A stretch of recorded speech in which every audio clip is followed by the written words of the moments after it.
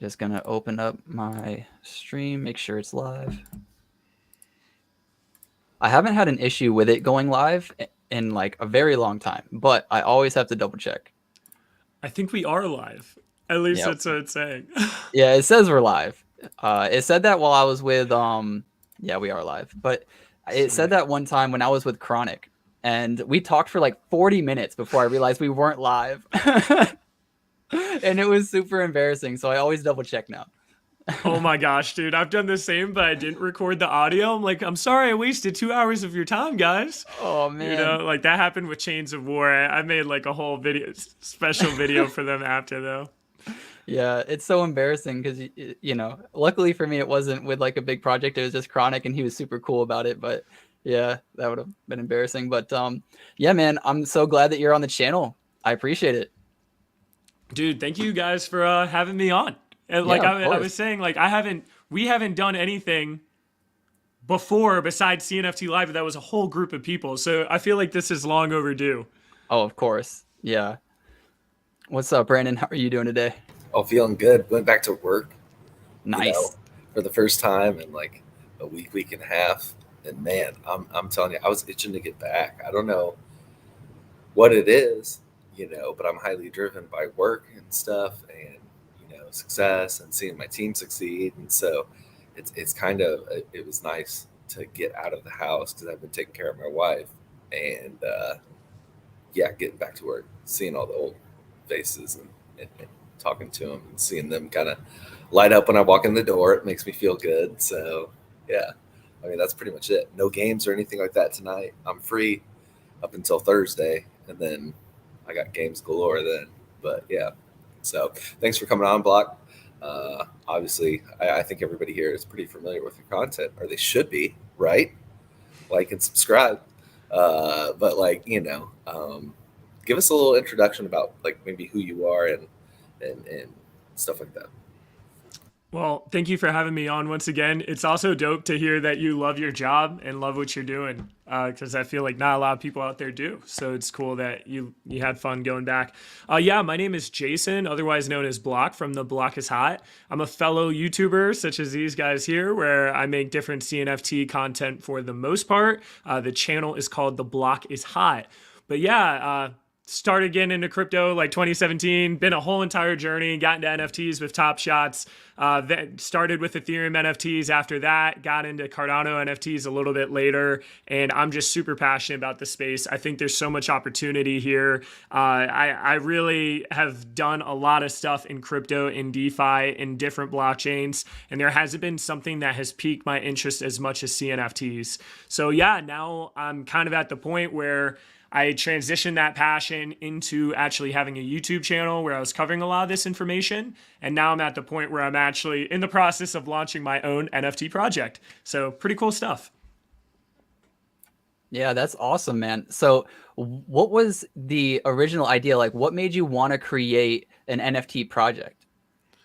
So I think it was one of those situations where I was kind of in the perfect spot, right? Like my sister is literally a digital artist. I knew that I wanted to transition my passion further than just being in crypto and being in NFTs. I wanted to transition into, instead of just being an investor, I wanted to be an owner. And I think it was also one of those things where, as I was covering different projects and seeing different projects, you get to see what some projects do well versus what projects don't do well. And you start to pick up on ideas of, okay, like I think that maybe I could do this better. Maybe this is a good idea that we could implement, things like that. And as far as what we're actually trying to do at the Block Investment Group is we're trying to have like a whole entire alpha group where we provide a lot of information, tools, and resources to help people succeed in this space. So it's like, oh my gosh, that's like a further way that I can help educate different people that join the community, as well as just meet a whole entire demand. When we were talking before this whole entire stream even started, we were like, it is so hard to keep up with so much different information. And that's so true in the whole entire crypto and NFT space as a whole. So one of the things that we want to do is we want to help solve that problem. And so kind of the mix between me wanting to do it, my sister being an artist for it, me seeing a huge demand or need for what specifically we were trying to do. And then it was just going for it. Now your sister, is she older or younger than you? She's an older sister. Okay, So okay, okay. yeah.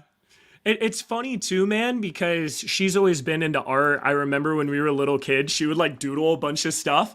And she's like 2.5 years older than me. And she would doodle a bunch of stuff. And I would go sell her doodles to family members, like for $4.99, because according to Nickelodeon, like if it was $5, they wouldn't pay for it. So it was just funny how, like, when we were younger, like she was always the artsy, creative sibling, and I was always like the business minded, like entrepreneurial sibling. So, when I first brought up to her about NFTs and like, oh my gosh, Katie, like instead of barely making any money at your job because artists get paid really badly, like you can make your own project. We can make a project. I can do the crypto side, you do the art side. And it took a while to convince her because she didn't know a lot about NFTs. But then over time, like she eventually came on board, and now we have Jellycubes. So. Right, which I looked at those. Those were really neat. I joined your Discord as soon as you announced it, on Twitter or whatever. And so I got in pretty early, believe it or not. I kind of felt proud for a minute. Um, so what I was going to say is, if your sister was like younger, you could have bullied her into the situation. But I'm glad to hear that she's older and she made her own choice at this point and stuff like that. So what was that talk like? Was obviously you said it was a slow moving, or there was a lot of convincing there.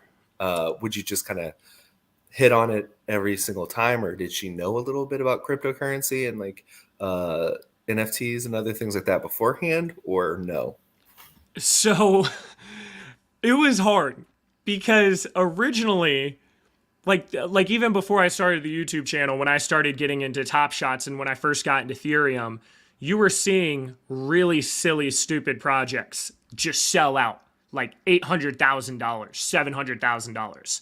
And that's when I first went to her. I was like, oh my gosh, Katie, like we should do something like this. Like, why are we not doing this? And she was like, oh no, it's because this was Ethereum. And she's like, all she knew about NFTs was that it used a lot of electricity and wasn't great for the environment. That's all she knew. So I was trying to tell her, hey, there's other chains, different things like that, but she just shot it down like completely. Oh, I'm not doing this. And then I think over time, like probably a year later or something ridiculous like that, like I would constantly try to teach her a little bit more over time. And I think once I started like planning to do a YouTube channel and all these things like that, she was more open to the idea. And then eventually it was like, oh, we don't have to do Ethereum. We can do Cardano. Cardano is not as negative to the environment as Ethereum is. And then that's when she finally like decided, okay, like I'll try this out. Yeah, so I'm actually going to show a little bit of your art because they look freaking awesome, I think. So these are some of the Jellycubes. How did you guys decide upon making a Jellycube as opposed to any other random animal?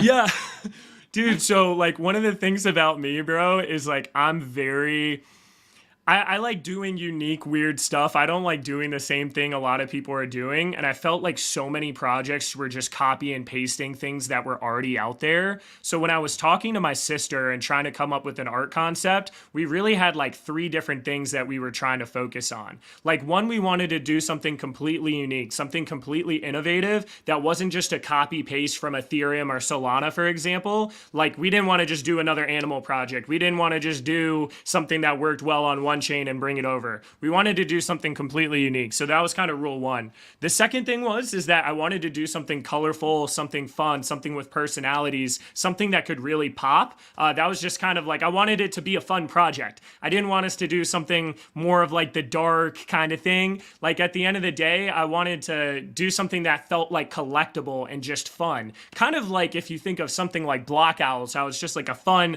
little block that transforms into animations, rather than just doing something like overly sophisticated, even though we're doing our whole entire block investment group. And the third thing is that we wanted to do something that my sister would enjoy making. So these Jellycubes are actually inspired from gelatinous cubes from Dungeons and Dragons. And it's a game that my sister likes playing where you enter these dungeons. And sometimes when you're anticipating this random dragon monster, you end up seeing this huge 10-foot tall cube of acid ooze. And like in the game, like if you like, they just want to hug. They're memeable creatures, but then when they hug you, or like you go inside of them and you dissolve slowly and die. So it was kind of like a mix between those things. I was like, okay, this can be fun. We can do different like skin colors that can represent the block or the family. And we can do like different point systems based on that for our block drops, which I'll talk about later. And then it was just a matter of coming up with different layers together. At first, we were kind of sticking to the Dungeons and Dragons theme because like eyeballs and swords and shields and that sort of thing. And then I was like, you know what? Let's just do accessories that can be fun or that people relate to. So maybe we have tacos, or maybe we have, you know, beer or something like that, or raccoons or something. So yeah, it was like this whole entire story that went into it. Now, does that mean there's going to be lore behind it, or is it just like, just for fun? You know what I mean?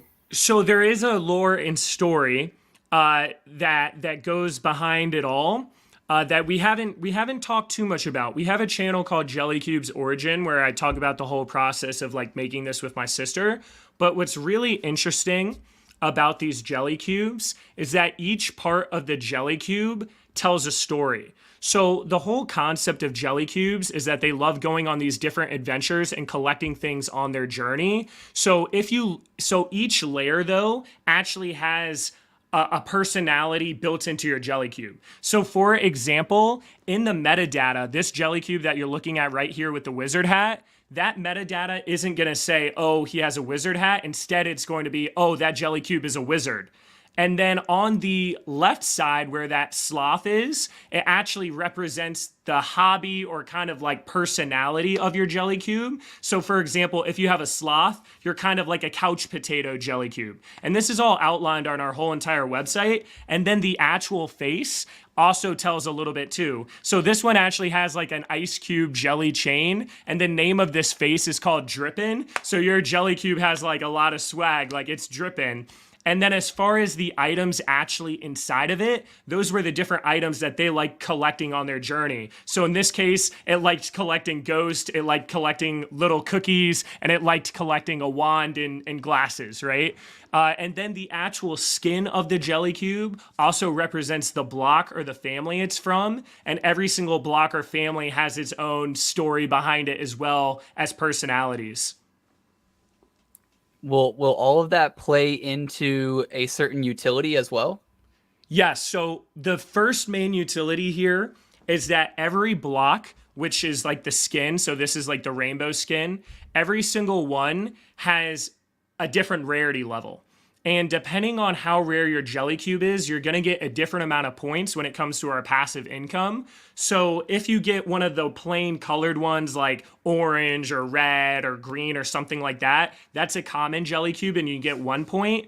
Some of the more rare ones like the molten skin or the moon skin, that's going to give you 2 points. The epic ones, which this is one of the epic ones, the rainbow one, is going to give you 3 points. And then we actually have a dragon one that gives you 5 points. So depending on how many points you get, it's going to depend on how much money you actually get from our passive income.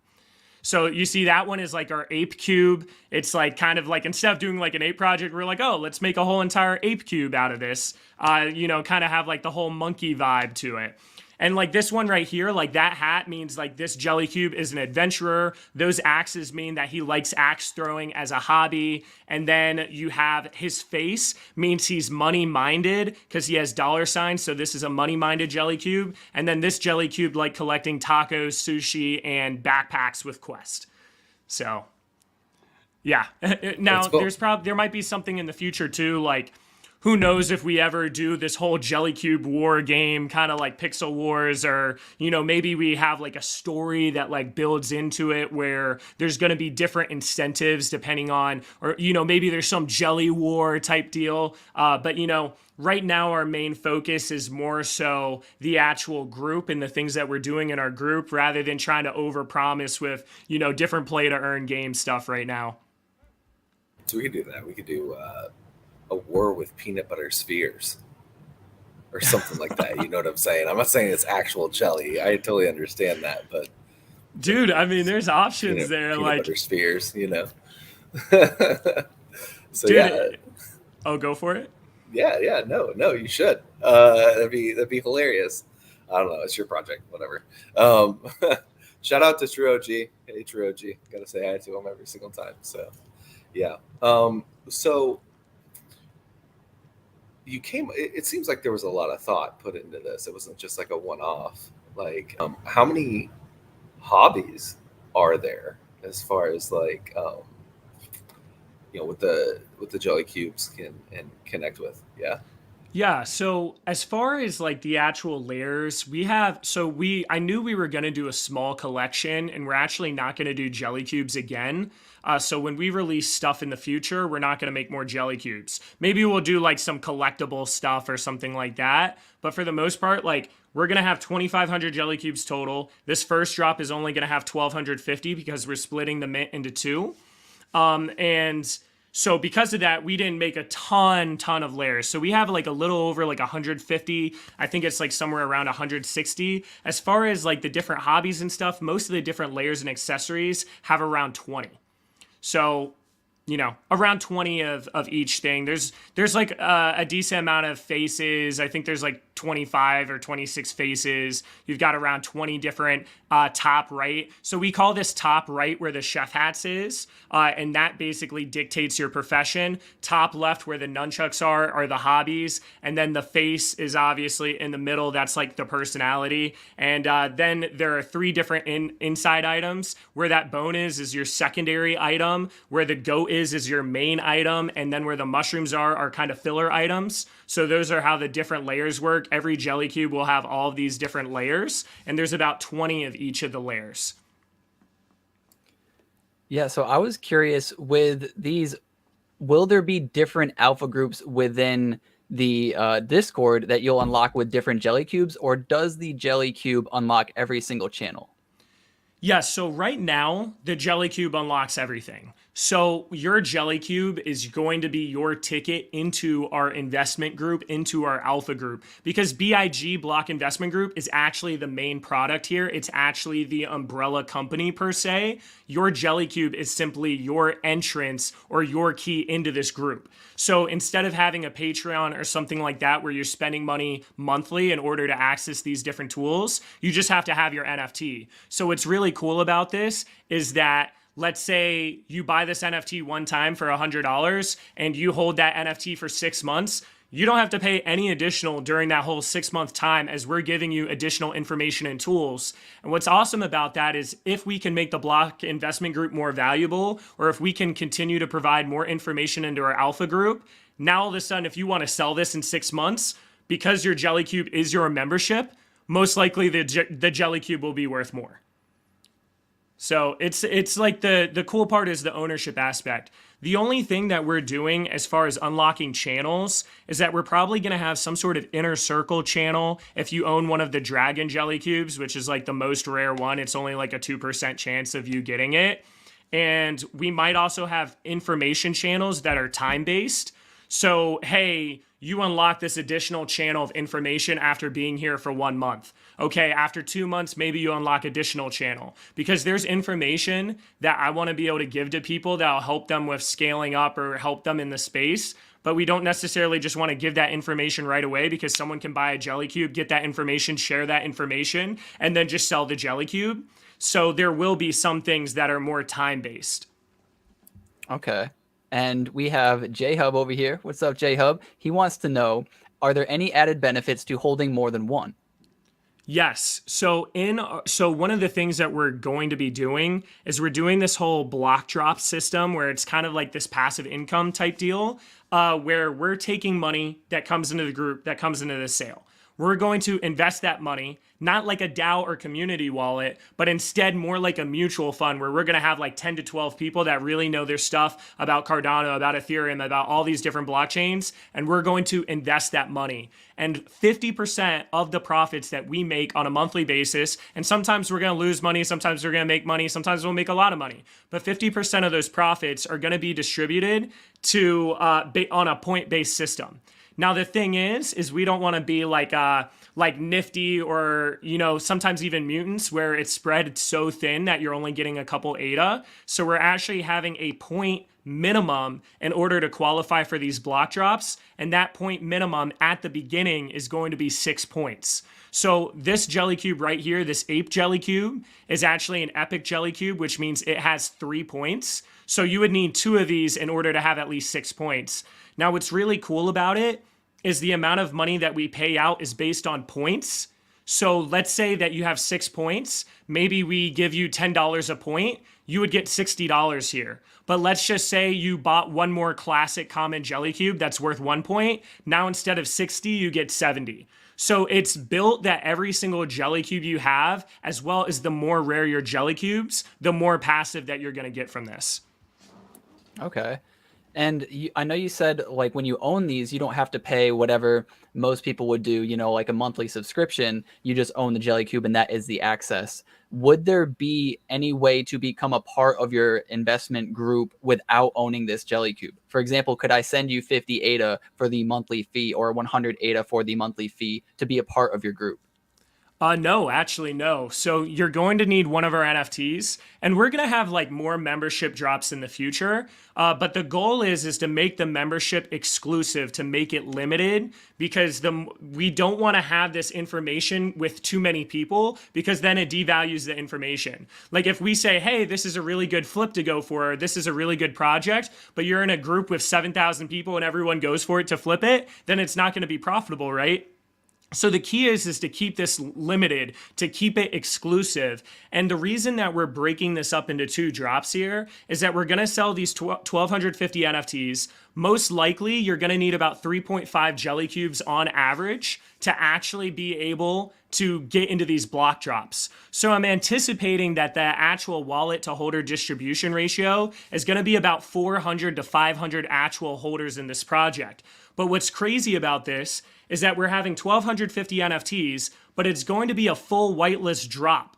So every single person is only able to mint 1. Right now we have about 920 spots out of the 1,250. So everyone is going to be able to mint 1, or we're going to try our best to do that. Now it becomes one of those situations where people don't want to sell their only Jellycube because they'll lose access to the group. But people also want to buy more Jellycubes in order to have enough points for our whole entire passive income with our whole entire block drop system. So what we're hoping is that if we can do a really great job on the secondary, if we show a lot of value and a lot of promise, and if we're delivering on a lot of things, then when we do our second half of Jellycubes, instead of charging $100 for a Jellycube, now we might charge $300 for a Jellycube. Because instead of a Jellycube being worth 200 ADA, which is what it's going to be, it's probably going to be 200 ADA to mint this because it's 100 US dollars. But we're hoping that if all of a sudden these Jellycubes are worth 600 now, 600 ADA, now we're hoping that we can charge on the next half 300 ADA. Or whatever the case is, or basically half of whatever the ADA price is on the secondary. So then we'll have more money, and then that money we can once again reinvest with our whole entire block group, almost like our mutual fund. And the more money we have, the more money we'll make, and the more profit that'll distribute back to holders. Okay, and wait, is this no, it was all right. So he said, are we talking group flipping here? So how exactly will you determine what you flip? Will it be a DAO's decision, or will you leave it up to professionals? Because, and this is a good question, J-Hub, because I've been wondering, if you have a professional, they're probably the most likely to make you money. And if we do go off of a DAO or a group, a lot of the times, people aren't good flippers. That's just how it is. Everybody can't make money, and that's why only a select few do. Don't trust me. You put me in this group flipping. You gonna trust me in that DAO? I'm gonna lead you down the wrong path, brother. Man, there's so many bad decision flip that I made, man. Whew. Yeah, leave it up to the professionals, man. Holy cow. Oh man. Dude, I mean, and exactly. So one of the things that I was really, and I brought this up at the beginning of this interview, is you get to see what works and what doesn't work with different projects. And like one of the things I was noticing with DAOs, like Rat's DAO, for example, is that people will inherently vote for what benefits them the most and not necessarily what benefits the group the most.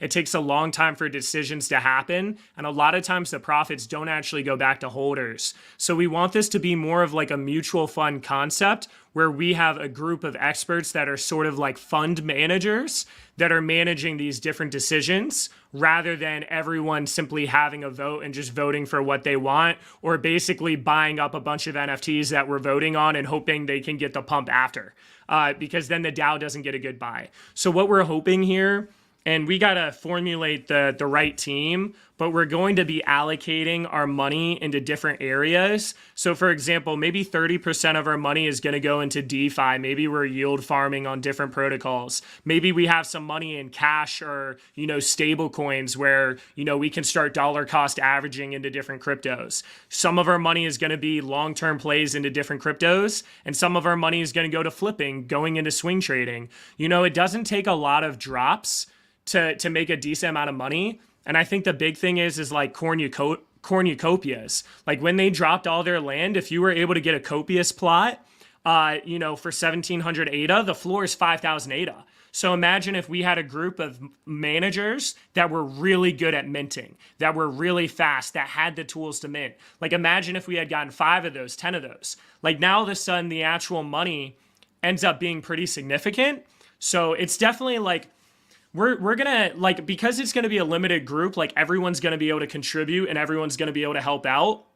But the final decision is going to be on a select group of individuals that have proven through their track record that they do know what they're doing. Yeah, no, I prefer it that way. I think if everybody, had their shot at saying what they wanted, then you're right. They would pick, whatever project that they own the most of to try to get that pump. Or even if they didn't do it that way and they were going after whatever they thought would do best, a lot of the times these people are going to be wrong because they're not professional traders, and that's just how it is. So no, I do like that answer. And then Slice Keeper says, is this vector or roster art? So that's a question for my sister. If vector means that you can make it any size and it doesn't lose quality, then that's what it is. She made it so that like it doesn't lose quality. She actually went to school for art. She actually did very well in her class, but she went to a whole entire private art college. So she knows like the right way of making it, I guess. I do think it's vector if that means that you can make it any size. No, that's very fair. I don't know what that means either, to be honest. Along the same lines that we were talking about as well with investing, Joe wants to know, are you going to disclose all buying and selling expenses, such as salaries as well? Yes. So one of the big things with something like this is transparency. And that's something that I really value. So what our goal is we're going to have a block report every single month. So kind of like a quarterly financial where, every 3 months, a stock company has to have a financials of, okay, this is how much we made. These were our revenues. These were our expenses, things like that. Our goal is to do the same thing in our block reports. So we're going to say, okay, these were our different trades. This is why we did this. This is a spreadsheet of what we currently have in our inventory. This was our gains. This was our losses. And this is how much money had to be paid to this person, to this person, to this person. One of the things that we're trying to do as far as the minting side of things is most likely we're going to supply the ADA as well as whitelist NFTs if we need to different people that we trust in the community. And that's going to be like a percentage based thing. So, hey, when we sell this, you're going to get 30% for this drop, or you're going to get 20% for this drop. So there's a lot of different things we're planning, but we definitely want to have everything in a transparent way. Gotcha. I know I've been hogging it up, Brandon. Do you have anything you want to add? No, keep going. Keep asking questions. It's good. I like questions from the audience. It's always a good thing. Yeah, there's a lot of questions in the audience, which is awesome. J-Hub again wants to know, will you be paying out in ADA or will you be paying out in some other form? We are most likely going to be paying out in ADA because we know anyone that owns the NFT has to have an ADA wallet, whereas they might not have, they might not have a MetaMask set up or something like that. So also, as far as payouts, the guy that made an automated system for distributing payouts, that's an ADA. So I'd be surprised if we did change it. But if it got to the point where like ADA was just way too volatile, then maybe that's when we would have to use like USDC or USDT. Gotcha. And I'm just wondering too, how do you determine, and I know this is maybe going to be left up to the professionals, but when you do buy an NFT, I think it's very difficult to have a time horizon, set in place of when you're going to sell. So let's say you bought a bunch of cornucopias lands or whatever, and they're just kind of stagnating for a few months. Is it just hold until you profit? Or is there some point where you need to take some gains or losses so that you can then allocate that money to a better play? Yeah, I mean, I think it's like a situation to situation type thing. And part of it is going to depend on, okay, is there some sort of catalyst information coming out soon that's going to pump this up? So like cornucopias, for example, in this situation, it would depend on, okay, how much liquid do we have? Okay, now that we bought cornucopias, are we really dry on liquid? Do we not have enough money to go for additional mints? If we don't have enough money for additional mints, maybe we sell some of these so that we can get into these other opportunities. But if there aren't a lot of other opportunities coming out that we can really put a lot of ADA in, maybe we keep this cornucopias land because they're going to have their staking and, different benefits happening maybe next quarter, right? So it's really just going to depend. We're not really just trying to hold everything for a super long time. There's definitely going to have to be some sort of ratio where it's like, okay, we're quick flipping some of this we're waiting to be able to swing trade when they drop their catalyst news or once you can actually use this land and the price goes up. And then maybe some of this we're just holding for the long term. And now the thing is, people might want us to just flip everything and make the most profit now so that they get a larger distribution now because they might not be long-term minded. But the people that have a long-term vision on this and want to hold for a year, for example, these plots and these decisions we're making now might pay off in a year. Like some of it might pay off this month so we can reward people that have that amount of points. But then some of this might be 5 months down the road and it kind of equals each other out. Like in the beginning, a lot of these new things are going to be new investments, new plays. But then just imagine a year from now, it kind of funnels into each other. Okay, yeah, we were holding this cornucopias land for a year, but now we're selling that today, and now today we're buying something that we're going to sell in 6 months. But then next month, something that we bought 11 months ago, now we're selling that. So in the beginning, like the actual profits might be less, especially since we're not going to have as much money to play with. But as far as like a long-term vision, we're hoping that it just continually funnels into itself. Yeah, that's actually, I'm glad you brought that up because I've been thinking too, what happens if I buy an NFT the day or the month before you sell? How does that tie into like my point system? Like I shouldn't deserve all of the same profits that somebody else who has held throughout that entire 11-month period should deserve. How does that work out? So that's an interesting question to bring up too. So one of the things that in order to actually do these profit distributions, and this is one of the reasons I went to Portugal, is you actually have to be staking your NFT. If you can I can create a block token, which we are going to have, and I can give that to people, but it's not ADA. So, you have to bring value to the actual token, and that's something difficult. Now, what's interesting is that if you're actually staking your NFT, and it's on a smart contract, which is what we're going to do with Mutant DAO, you're actually allowed to give these different ADA distributions. It's this weird workaround. It's kind of ridiculous, but that's kind of how it's working right now. So when people are staking, we're actually going to be able to see how long they've been staking, and we can even have different minimum requirements of how long they have to be staking in order to get these different benefits. So maybe that's one of those things where it's like, okay, not only do you have to have 6 points, but maybe you have to be staking for at least 5 epochs, which is 25 days, before you qualify for these different drops. But, it is one of those things where it's like, yeah, maybe in 10 months, we sold something that we bought 10 months ago, and yeah, it would be nice to reward the people that first hold it.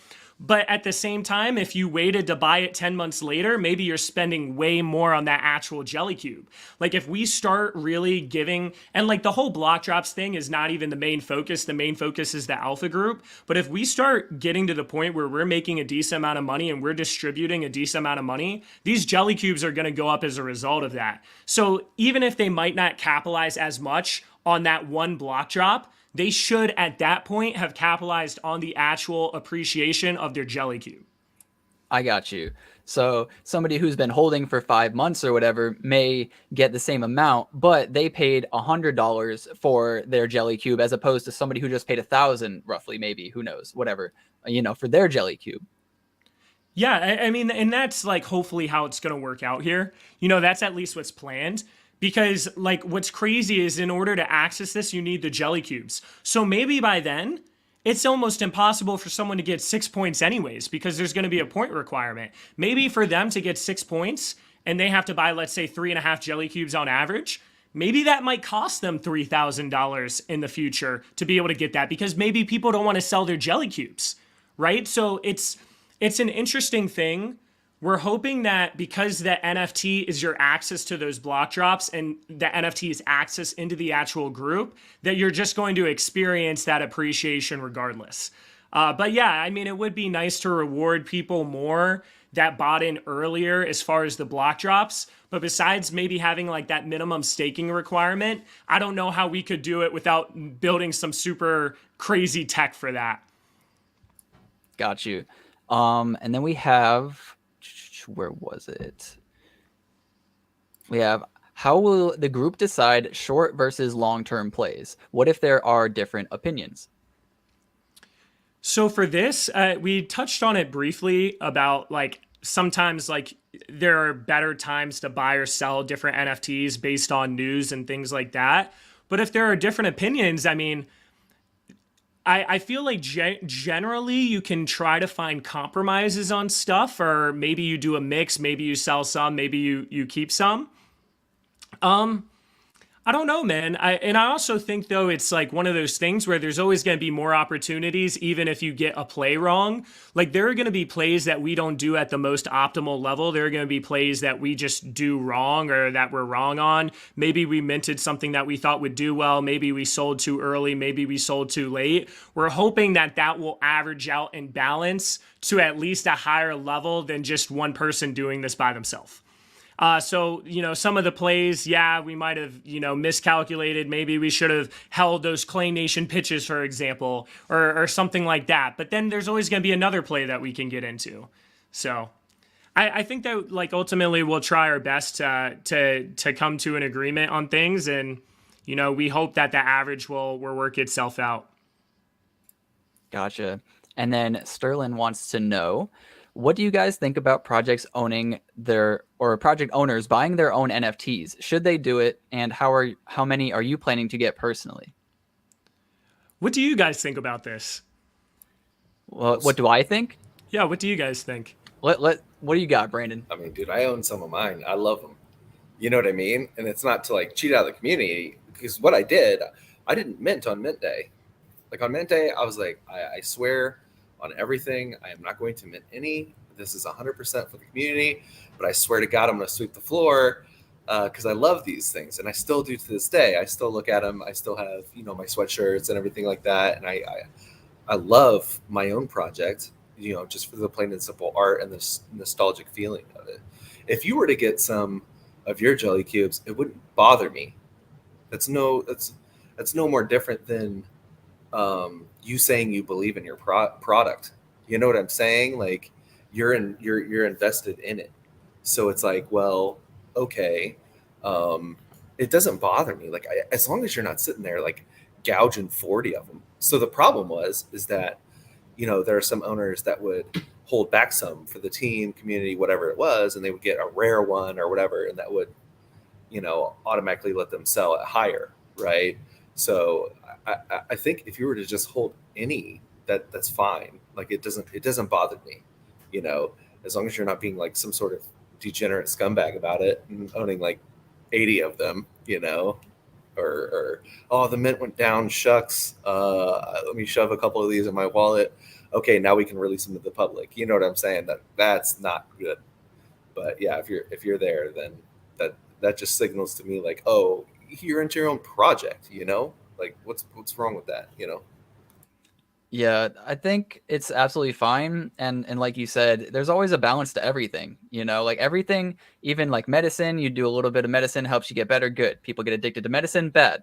You know, you buy a few off the floor, helps the floor price, you give them back, you do giveaways to the community, makes everybody happy, all good. You buy up the whole thing to artificially inflate it and then post on Twitter that you're amazing, bad. You know, so I think everything just needs a balance. I don't think one way or another. I don't think there's like a definitive set in stone answer for this. I think it's just you have to go about it with a balance. Yeah, I agree with you guys. Like in my situation, I would mint as many as I could, but there's always that, like I think the thing is that right now I invest in projects where I don't know if the team is still going to be there. I don't necessarily even know who the team is sometimes. What's really cool about owning your own project is you are in full control of that project. Now, there are sometimes things in the secondary market or, macro market, things like that can happen. But for me, I know I'm not going to leave. I know I'm going to build. I see the vision and I believe I'll execute on that. And if we can execute on that, I think these are going to do really well. So also just like the way that things are structured as far as like the economics of the NFTs, it's structured in a way that this should do well on the secondary market from mint price. We could definitely sell these for a lot more money. Based on just the amount of followers we have, the amount of people who want to invest, stuff like that. I think for me, it's a tough spot where like I want to be fair to everybody, and I also would have like insider information about things, but I'm definitely going to own some of my own project. Now, whether that's me buying it on the secondary or me minting just one of them, I have no idea. Maybe I'll mint only one of them, and then maybe I'll buy a couple up on the secondary. It's hard. Like for me, it's like I would love to just mint a bunch of them.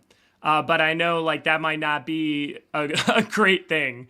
So one thing that we are doing too, though, is we're actually having a separate policy ID where we're having 100 friends and family versions. And those are given away to people only.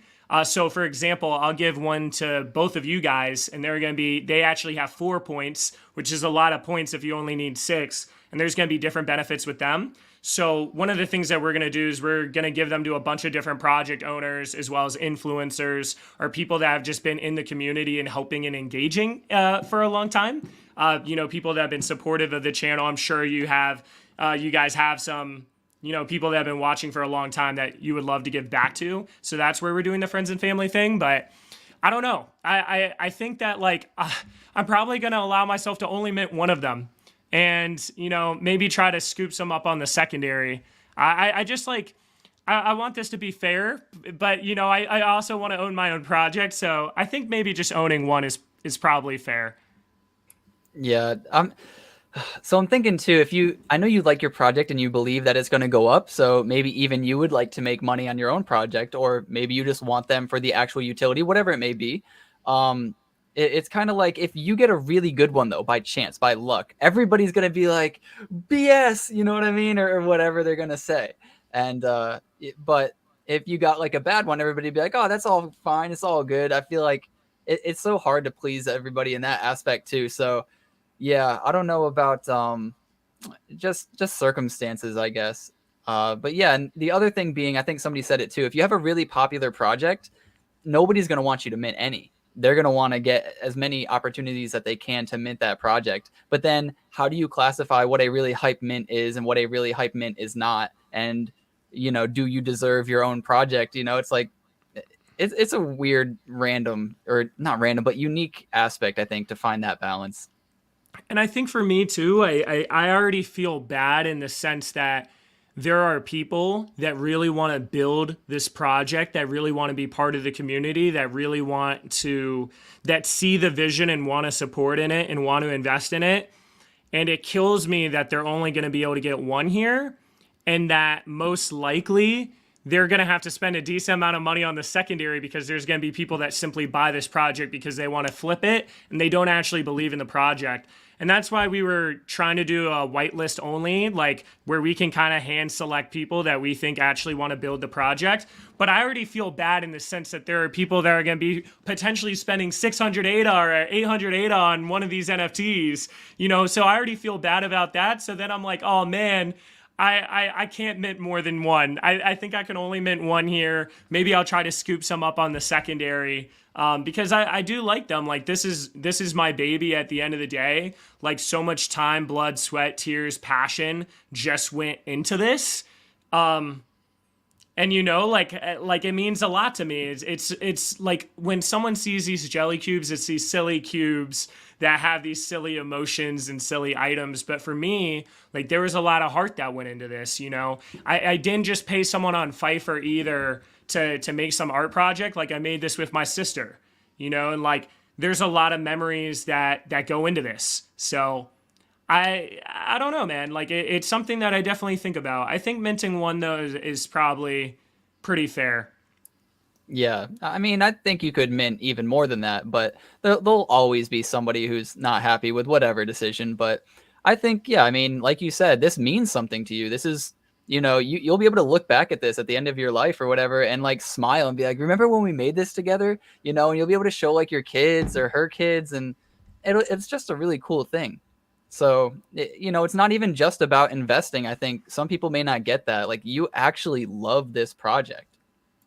Yeah, man, and it's such like an emotional thing, you know, creating a project like this. It's you know, like what's interesting is I have like a very investment mentality for, you know, a lot of the different crypto and NFT stuff I do, but like this definitely has like an emotional attachment to me.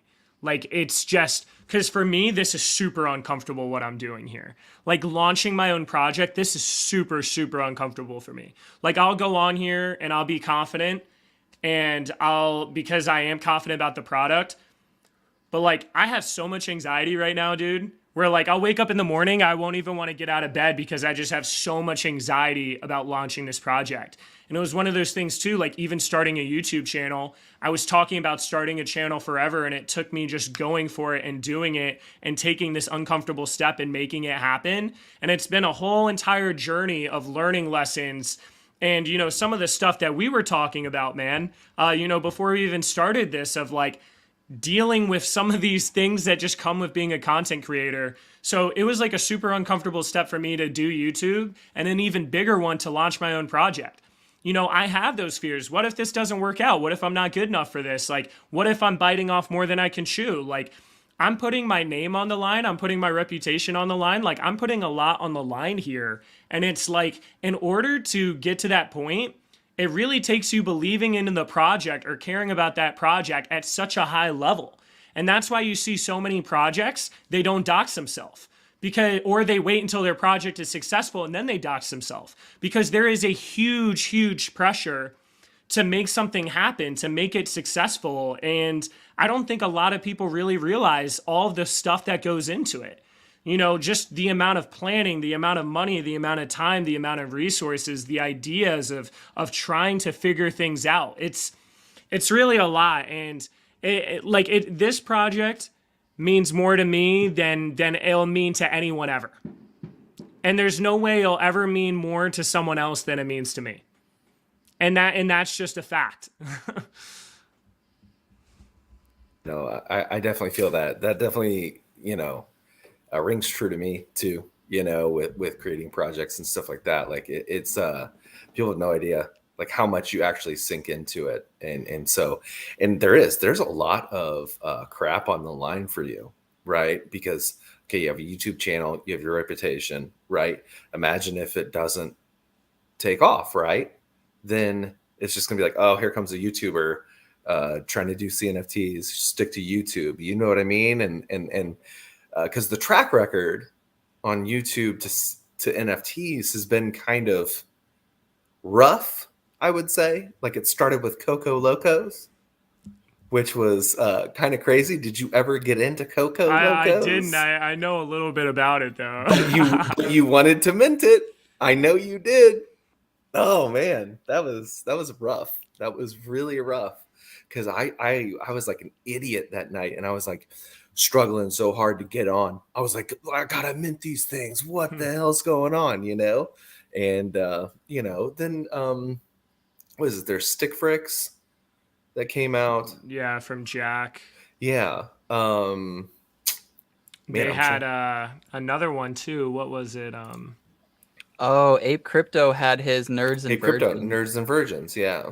There was another one too. Why can't I remember his name? He has around 5,000 subs as well.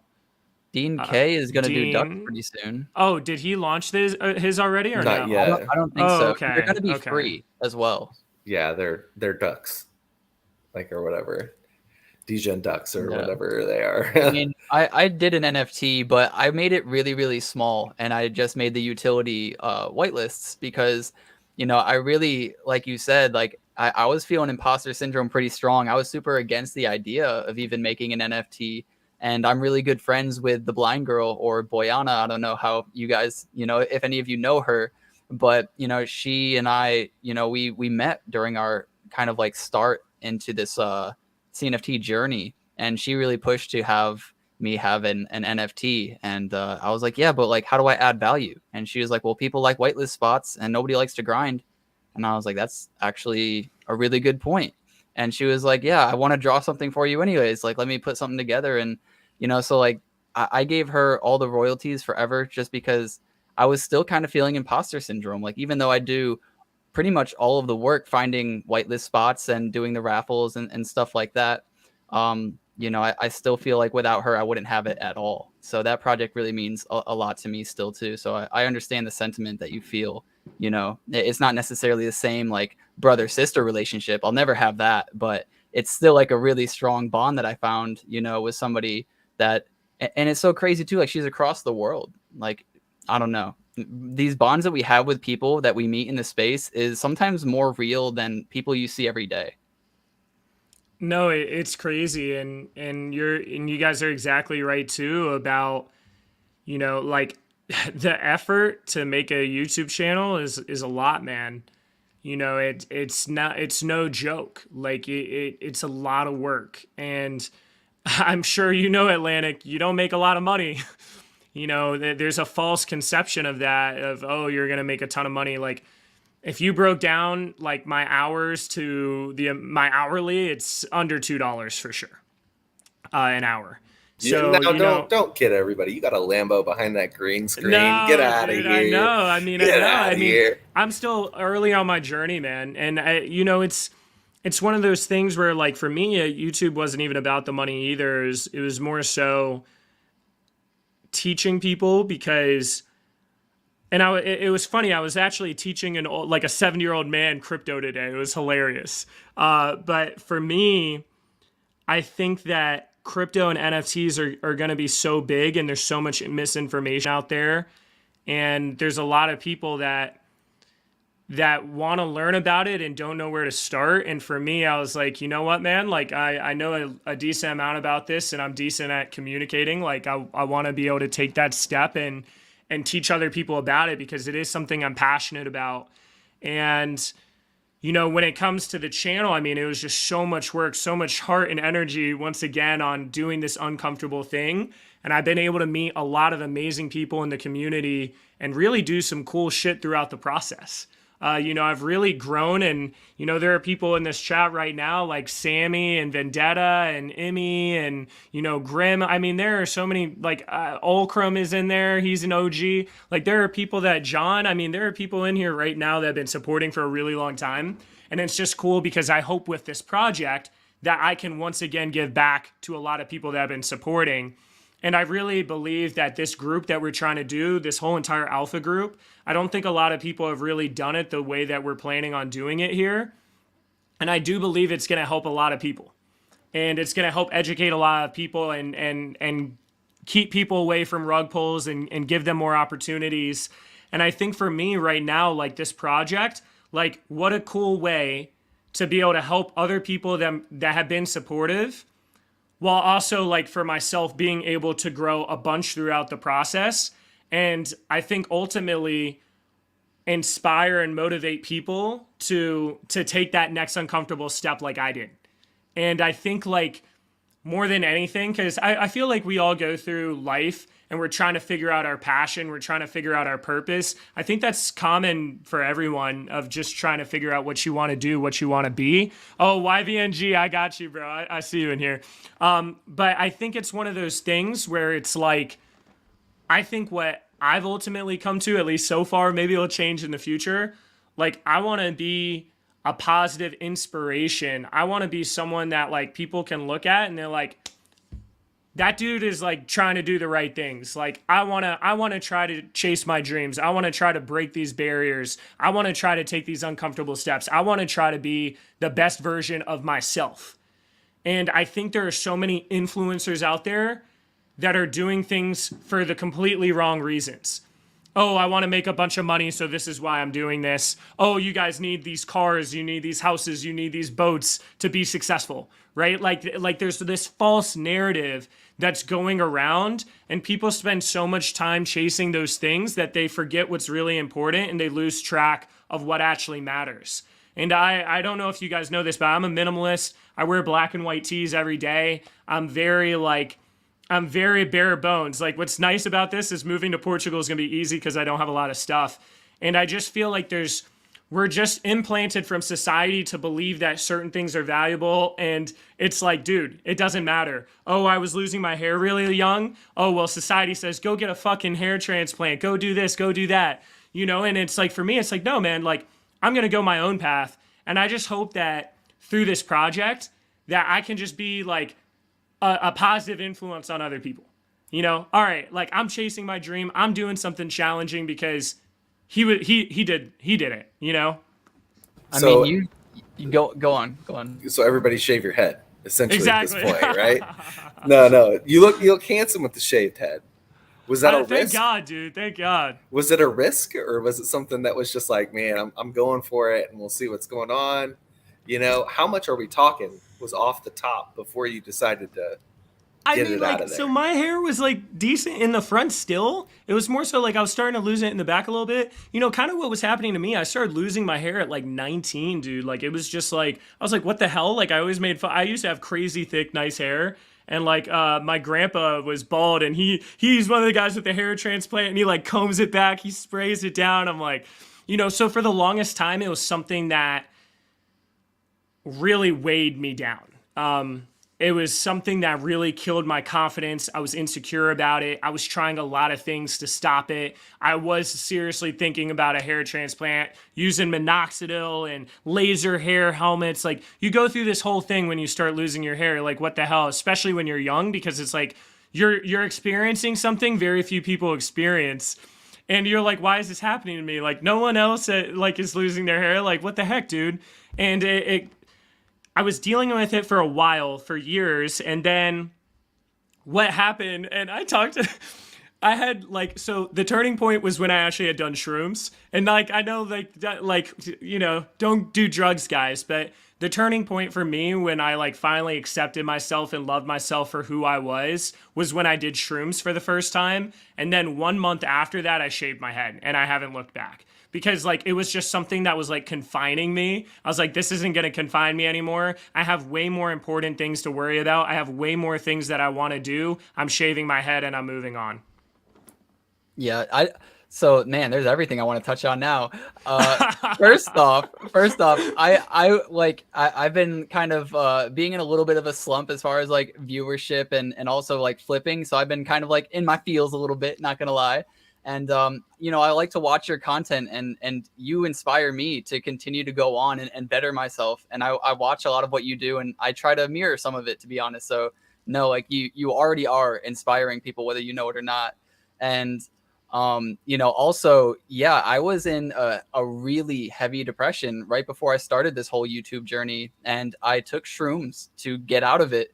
And my realization was, forgiving myself for all the little mistakes, and, you know, one big mistake in my life. And, you know, I had kind of forgiven myself for like months. And now that I hadn't done it in a while, not going to lie, it's been seeping and creeping back in.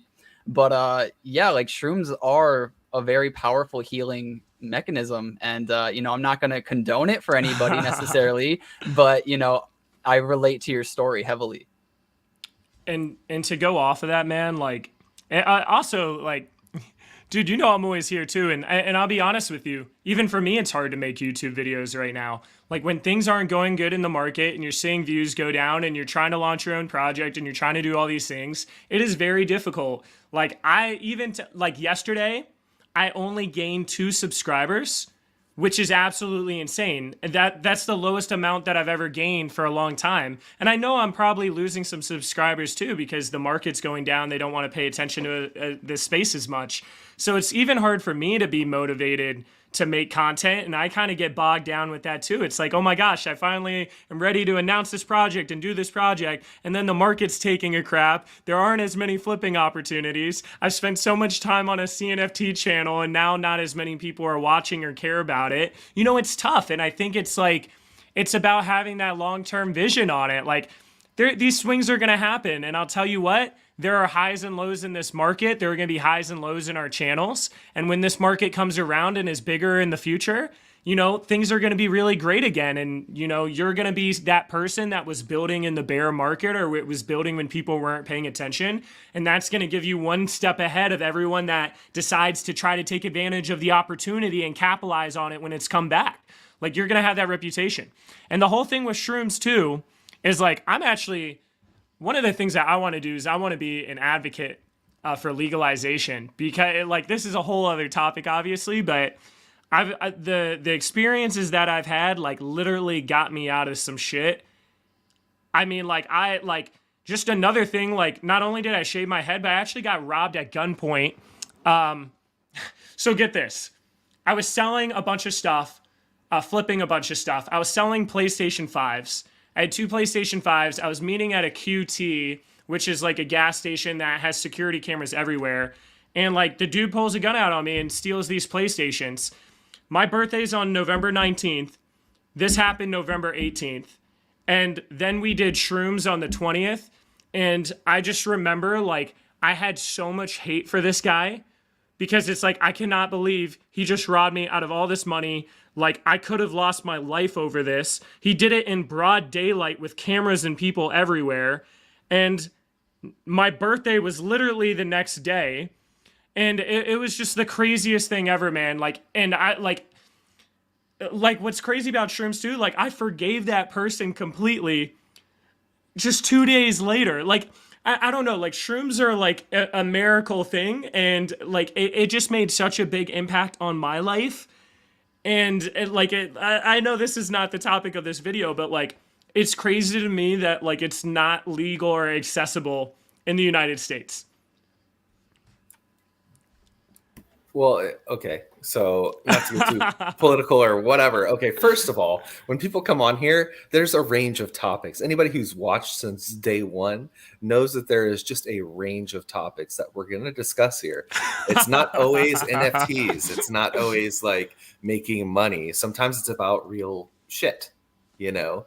And so, you know, the reason, obviously, 100%, the reason why this stuff is not decriminalized is because the government and politicians and, you know, big pharma makes way too much money by keeping you hooked and addicted on that mice, that mice wheel. You know what I'm saying? And you know, oh, here's this pill. Here's this pill. They'll always suggest the pill, man. You can go to any doctor and you can say, hey, I got this or whatever. Well, there's a pill for that. There's definitely a pill we can give you.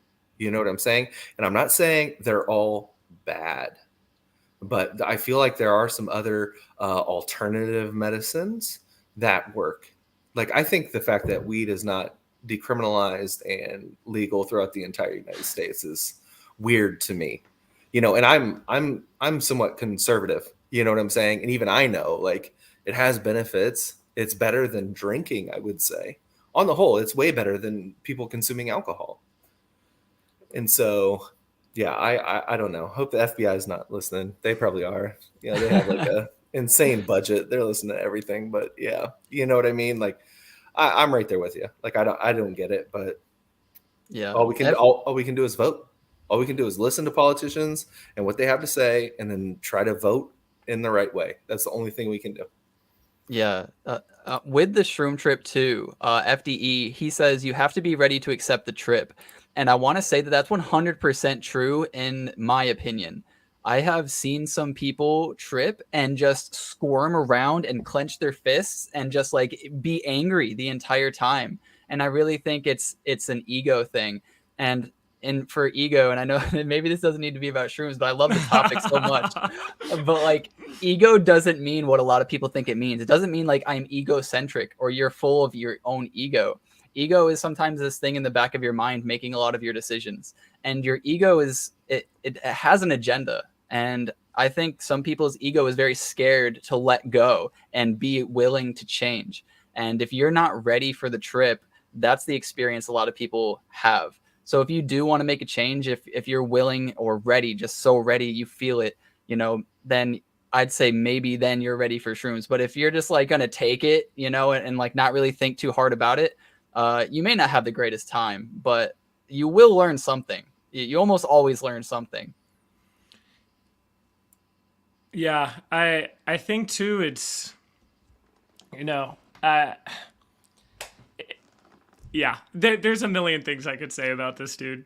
I think the hard thing is it's a big hurdle to get over sometimes, and it's a lot scarier sounding than it is, and it kills me that my sister's, I don't want to speak too much about my sister's life right now, but she's going through some shit, and it's like I know this could help her, and it's like, man, because there's so much, it's honestly like crypto.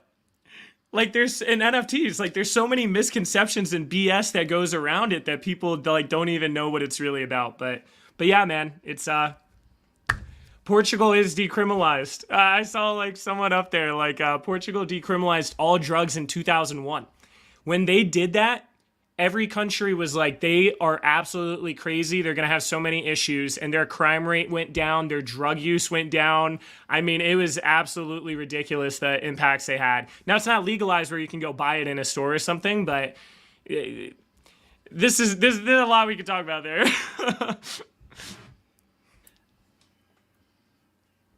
I don't know if anybody can hear me. Can you hear me? I can hear you. Okay, my computer is lagging, and it has never lagged like this ever before. So I'm just going to keep on my mic for a while. But yeah, Brandon. The FBI's shutting us down, dude. Yeah. See, I told you. They're shutting us down. I told you. Yeah, no, I don't know. I mean, you can speak on it if you want to. That's fine. I mean, we're obviously not here to judge you. This is the internet. Things will be on there for a while, so people will be like, "Man, Blockishot was stripping balls," Like, I don't want it to be like that, but I think we've all had some sort of experience or whatever it may be. I don't. From what I've heard, Portugal is really nice. I have a couple of people in the Lucky Lizard Club or whatever that are from Portugal, and I've got to speak to them. And in fact, I made one special, like one of one with his name on it, and actually minted it and sent it to him. And so, Portugal, from what I heard, is pretty nice. What stopped you from going to, like, let's say Costa Rica, or is it Costa Rica or Puerto Rico? I think it's Puerto Rico. Puerto Rico. Yeah, yes. I mean, in my situation, dude, so I'm half Portuguese. My mom was born in Portugal, so I can actually get my dual citizenship. So I was like, okay, if I go to Portugal, I can get my dual citizenship. I can start to learn Portuguese so I can talk to my mom's side of the family more, even though they speak English, but it's like half English, half Portuguese. They like switch in between languages. It's crazy. So I was like, okay, I've been there before, and I like the weather, and I like the food, I like the vibes. So I was like, okay, I've had experience there. And my grandparents are actually going to be there next month, like on the 4th of July. So I was like, oh my gosh, if I fly there in July, they're going to be there. They can help set this all up for me. And also like Lisbon and Porto, which are the two big cities I'm looking at, like they actually have a lot of people that speak English. They have a lot of crypto events. They have a lot of events in general. The cost of living is low too. The average person in Portugal only makes 700 euros a month. So the actual cost of living is pretty low as well. So it was one of those things where I was like, okay, like kind of checks off a lot of boxes, even worst case, if this doesn't work out or something like that, I can at least go there, get different things set up. Now I at least have my dual citizenship for the future. Like that's something that I should have taken care of already, but it's such a pain. But yeah, I mean, Puerto Rico was an option too, and Costa Rica is another option. But I was like, Portugal's kind of checking off a lot of boxes. Especially if you have family from there. I mean, that only makes sense. Yeah. You know what I mean? It just makes sense. Yeah, it was one of those things, everything just made sense. Like, and I have family that lives there all year long, but like I don't really know them super well. But like my grandparents, for example, they live in New Jersey. They go to Portugal every summer for like 2-3 months. It's just a Portuguese thing to do. So I'll at least have them visit a couple times, like for a little bit throughout the year. Now, do you have a girlfriend? I don't, dude. And that's like another thing that like kind of helped me out is I don't have to worry about like leaving someone behind or something like that. He truly is a minimalist. He doesn't even carry a girlfriend with him. My goodness. Dude, I don't even have a pet, dude. I don't even like I'm like, huh? You got it made. You got it made. Oh man, you got it, bud. Dude, that's why I was like, screw it. Like, when am I gonna be able to do this, man? Like, I'm like, and what's crazy? I don't have like a lease agreement somewhere. I don't have any car payment that I have to pay off. I paid off my car. It's like, I don't have a pet. Like, really, the only sad thing is like going somewhere I don't have my friends or family. Like, I'm gonna miss my friends and family. Like, that's super hard. Like, like I have some really awesome friends, and that still hurts me right now. Like knowing that I have less than 10 days before it gets very difficult to see them. That's the only downside right now for me. Yeah, I'm sorry to hear that, man. It's an obvious thing, but it doesn't hurt any less. That's gonna stink a little bit, but you'll get over it. And you'll meet other people there, and that, but it's still gonna be a transition. I wanted to know too, does your sister have to move as well because she's going to be the artist for the project, or does it not work that way? It's mostly no. It's fine if I just do it. I mean, essentially, I have to get a tax ID. I have to apply for NHR, which is like tax incentives for people moving into the country, which is crazy. For 10 years, they give you huge tax write-offs simply for moving to Portugal. I have to open up like a Portuguese LLC. I have to set up the accounts there. I mean, really, I have to show that I'm a resident there, and I have to pay taxes in Portugal. Now the really crappy thing is the US is actually the only country in the world that taxes based on citizenship. So you still have to report all the money you make to the US government. And if you're not, you can only be in the US for 35 days of the year to get an income tax write-off. If you're in the US for more than 35 days of the year, you pay taxes as if you were living in the US. Now, if you're not in the US for more than 35 days a year, they give you a $108,000 income tax write-off. But anything over that amount of money, you have to pay taxes as if you were in the United States. And the only way around it is if you renounce your citizenship. So it's absolutely crazy. But essentially, I just need to show like, hey, I flew out of the United States. I'm living in Portugal. I set up my residency in Portugal. I'm paying taxes in Portugal. So then that way, when it comes to being a security or different things like that, I can be like, hey, I did this in Portugal. I live in Portugal. This is my home base. Got you. So it's mainly just for your project to be legal without it being like taxed too much, but you'll still have to pay a lot of taxes. Yeah, I mean, and this is where I need to get an accountant that like really knows about crypto and NFTs. Now, one thing that's interesting thing about Portugal is they actually have a really high income tax rate. It's progressive all the way up to 48%. And the 48% is once you make 80 grand a year or more, which is pretty insane to pay 48% because like imagine if you're making like, let's say $200,000 a year. Great, right? You're going to have to pay $92,000. You're going to have to pay that as income tax to the United States. So $92,000, that might be like a 28% tax. And then you're also going to have to pay 48% tax to Portugal. Now, what I was talking about with Andy is that supposedly he was saying that he doesn't think that I'm going to have to pay any taxes on the Portuguese side as far as the crypto and NFT sales and stuff like that. But I am going to have to pay income tax on at least the sale of our NFTs to the United States. But the thing is you can write off a lot of different expenses like, hey, these are all the different people I paid. And like, you can pay yourself in the business.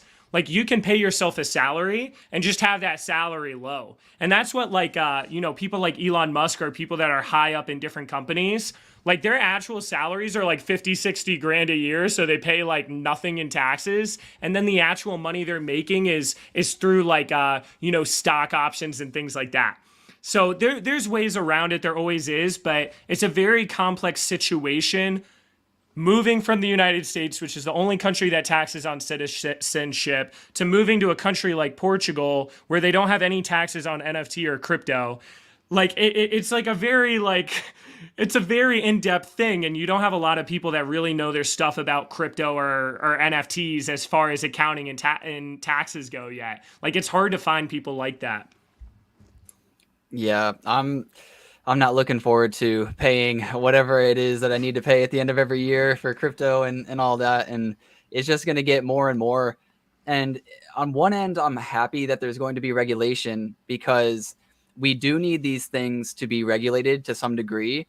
Oh man, I'm drawing a blank on that one cryptocurrency that XRP? literally. No. The one that literally just like collapsed not too long ago. Oh, Terra Luna? Yeah.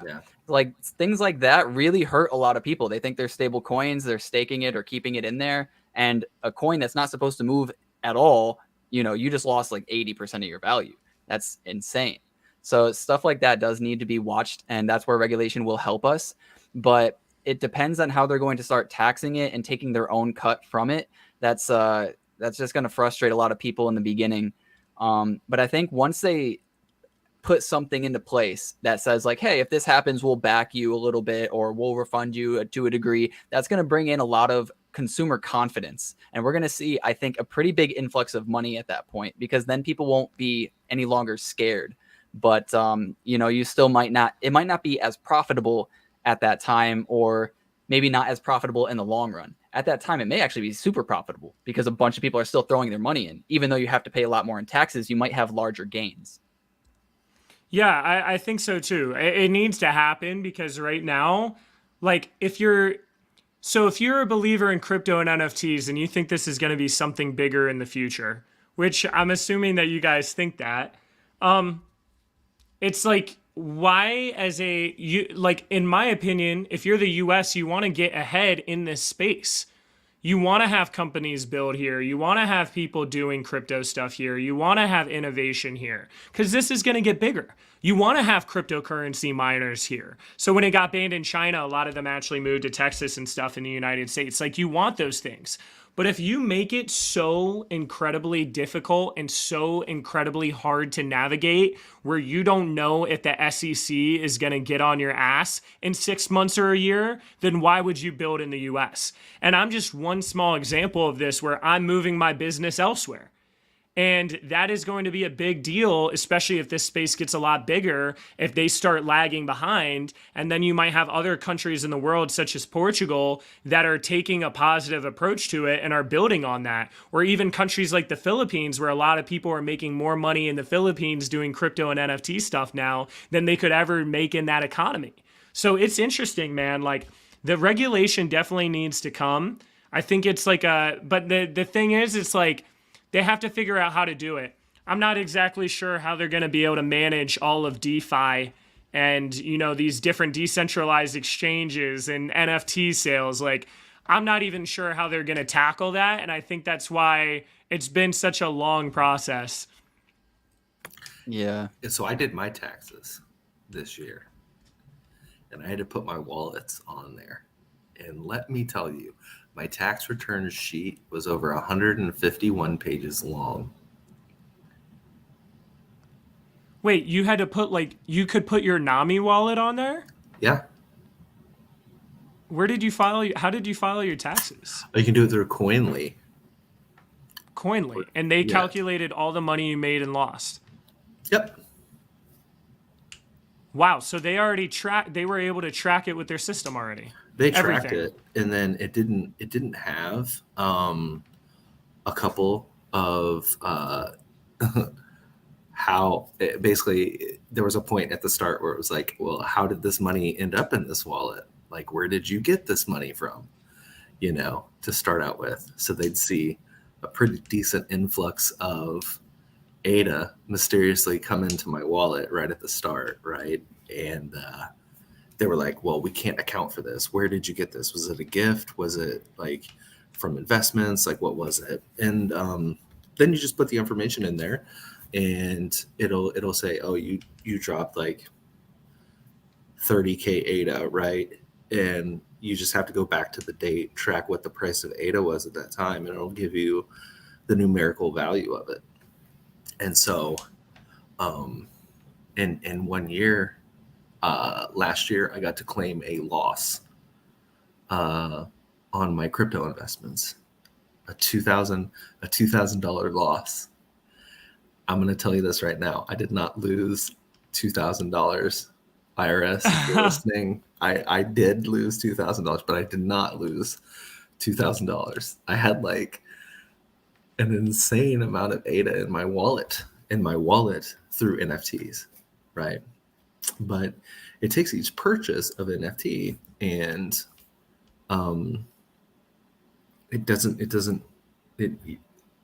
you're not holding that money. You ship that money out. So the more NFTs that I bought, right, at a particular level, it would wash out my ADA. Wow. Yeah, and there's some crazy stuff with that too. And there's also blender wallets. I don't know if you've heard of those, but they're wallet blenders. And so basically what it does is you shoot a transaction to this wallet and it ships it out to like millions of addresses, right? And then it all centrally comes back to another wallet. So it's literally almost like untraceable. Oh, I've heard of like Tornado Cash is one of the ones that do that. Not financial advice. So I'm hoping that I don't even have to deal with this shit in Portugal, dude. I'm just hoping like it's not as hard as you think, And well, I think it's just like the unknown, like, right. well, will I be audited? Will people be mad about this? Is this even legal? Like, am I supposed to be? It's like all that uneasy stuff. I just want, I want my binary, my ones and zeros. Is this right or wrong? Am I good or bad? Like, I'm telling you right now, the IRS does not want to go through 151 pages of tax documents, bro, just as much as the next person. Like, they can't. Do you think they're gonna really do that? No, but also you claimed a $2,000 loss. So when you eventually claim your gains, won't you have a much higher gain that you'll have to pay on? Do you think anybody's gaining anything this year? No, not this year. No, exactly. But in the future, like in like 4 or 5 years, let's say you make like 100,000 and then you want to take that out and you have to send it back to your Coinbase account to convert it to USD. So I imagine hopefully there's going to be something where you can take it off. Like, I'm hoping Cody can actually make it to where you can actually use a debit card to take it off, and they'll do the exchange for you. But on top of that, anything that I have that's over a year old is not the same taxable thing as like a short-term gain. So it's not taxed at the same rate as like, buying an NFT now and then selling ADA, next week, right? You're talking about holding this ADA for years, Yeah. And so no, that's true too. Something else that I've been talking about, a little alpha move here, because I talk with my dad a lot and he is super against losing at all with his NFTs, with his Cardano, with whatever it is. He's like, I'm never selling. Like, why would I sell? Like, I have this much Doge and all that. And I'm like, but and I was telling this when Doge was like 20 cents. I was like, sell all your Doge. Like, stuff is not looking good. Like, you can buy it back later. Like, don't worry about a loss. You can write it off in your taxes and then buy it back later. And he was just like, no. And, now he's down a bunch, like more than like 50, 60%. And I'm like, you could have taken like your 30% loss, written it off on taxes and then taken the money that you had on that Doge and put it back into Doge a month or 3 months, whatever later. And that's not illegal. Like that's 100% fine. And now you took that same money and you put it back in your investment, which you have more Doge now because you didn't lose that much. So it's actually beneficial in this case to take a loss. So I've been trying to kind of talk to my family about that too, like taking some losses strategically. Yeah, I saw a whole article about it, like tax harvesting, I think that is the term to it. And you can't even do that in the stock market, I believe, like in a certain way. Obviously, you can sell stuff for a loss, and man, I have to read the article again. But there was something weird how you could do something unique with crypto, where you basically did what you were saying, where you man, I just got to look up the article again. But yeah, definitely like purposely getting losses and rebuying back in is a decent strategy. Yeah, you can't do it like same day. You can't like take the loss and then put it right back in immediately, like an hour, whatever later. That's called something, and you'll get in trouble for that. But I think like a week or two is even enough time. So day trading, you have to wait 2 days, right? And the only way you can get away with day trading is that generally you would have to hold about $25,000 of liquid assets inside your trading account in order to do it. So, yeah, I did some day trading. It's kind of not my thing, I guess you would say. Like it was just like too boring. It's not as volatile, as the crypto market is. Like, we get swings, mad swings. Whereas with the stock market, it's like, wow, we went up 1%. Amazing. This is yearly like gains. You know what I'm saying? And it's just like so slow moving. But yeah, day trading, you have to have $25,000 in your account, I think, and then you have to wait like 2 days in order Well, for you can yourself to actually move. day trade up to 3 times, Right. and then you're limited to 3 times a week. Right. And then that's it. But don't get into that. Like people in here don't do that. Okay. You're not a day trader. Those are specifics, different degens. They're almost as bad as crypto market degens. You know what I mean? Like, for lack of better terms. So yeah. But sorry, that was my piece. No, you're good, man. You're good. But yeah, is there anything that you think we missed on your investment group or anything that you're doing? I know you also have a stake pool. Did you want to talk about that? Yeah, I mean, so we did launch a stake pool called BIG. We got big, which is cool. I didn't even realize that BIG wasn't even wasn't even taken before this, which is crazy. I would have thought it was taken. But yeah, we have our own stake pool now. We have like over 700 delegators, which is cool. We solved our first block last epoch, and then we just solved another block this epoch, which is actually kind of lucky. I think we have a little over like 500,000 ADA so far. So we've been slowly getting that up.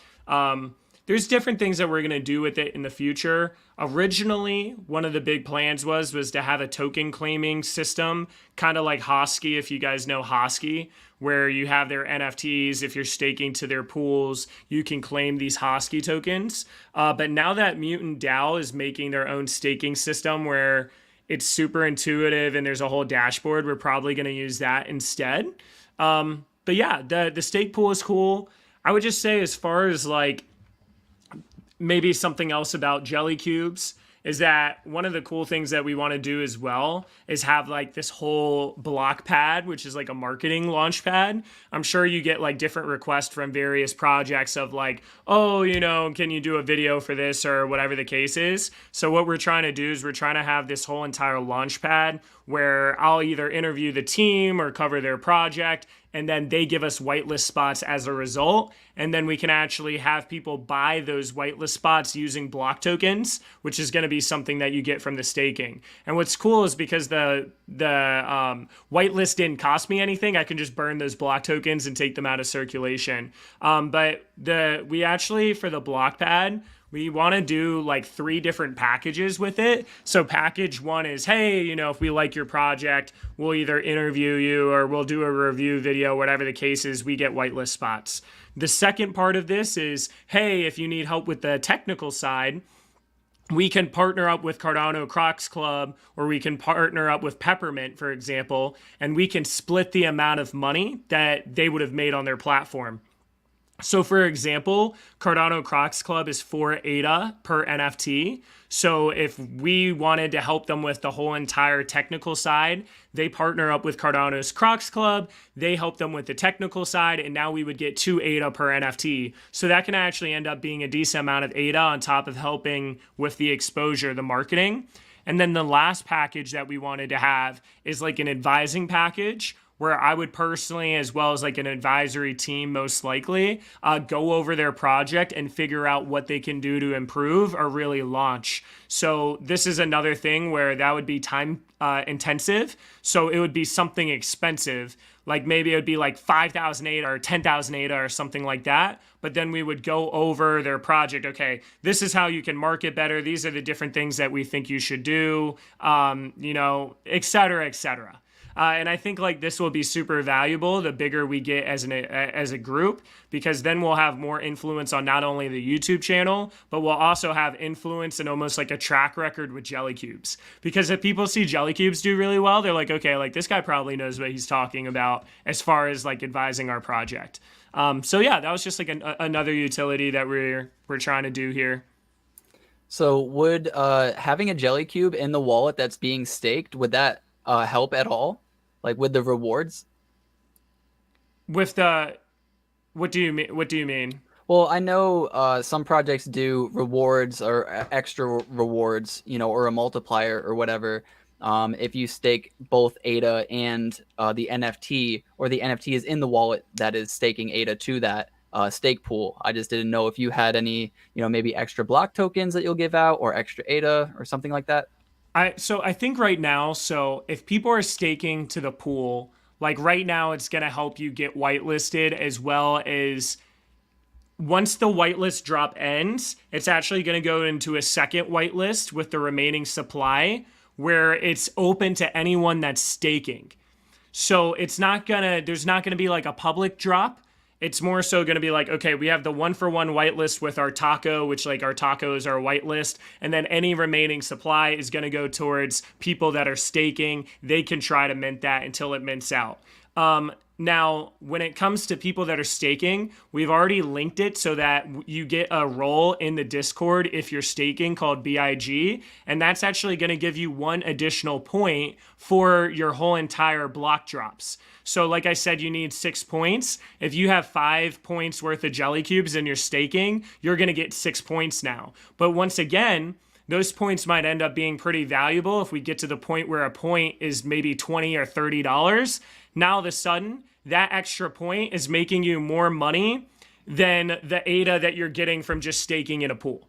So that is something that's going to be valuable as well. And maybe it's even higher in the future. But like I said, all of a sudden, if you're getting an additional $20, depending on how much ADA you have, that's actually a pretty solid deal.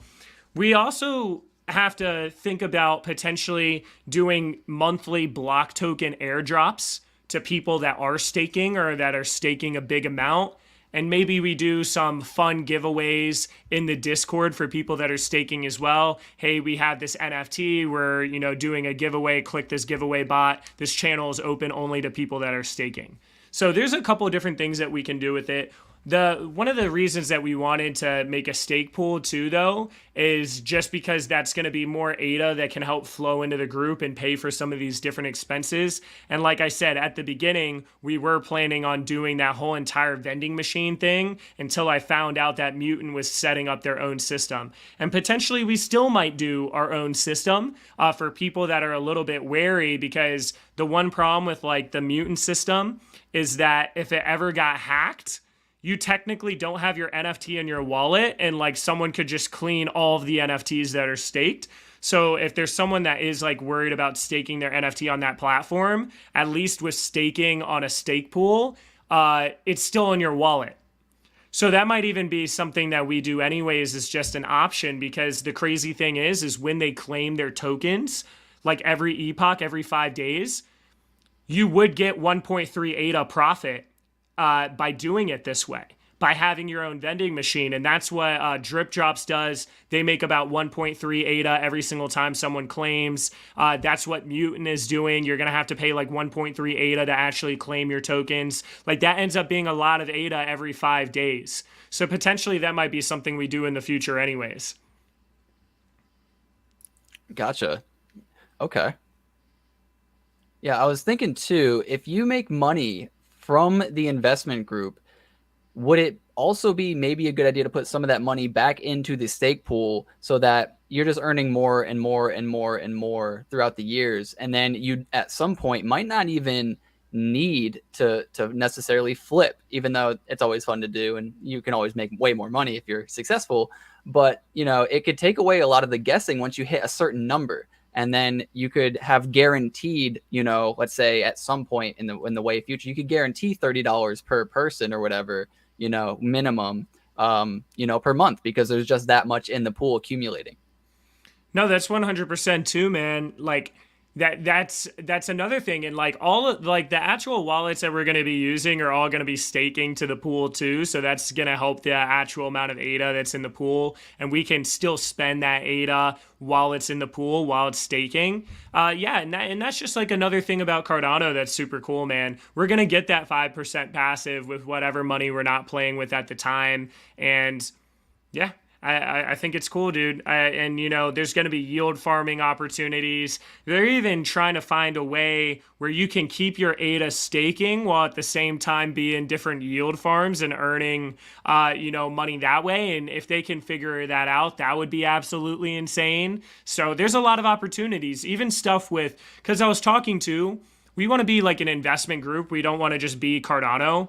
So we want to be on different chains. We want to be flipping Ethereum NFTs, you know, Solana NFTs. We want to be doing DeFi on Phantom, for example, like wherever the big opportunities are. But what's another cool thing is like with Liquid Finance and Meld Protocol that are going to be decentralized applications on Cardano. When I was reading the Meld white paper, they were saying you can actually use your ADA as collateral to get fiat cash loans. And your Cardano that is being used for collateral is still going to be getting the interest or the staking rewards. And it actually helps pay off the fiat loan that you got.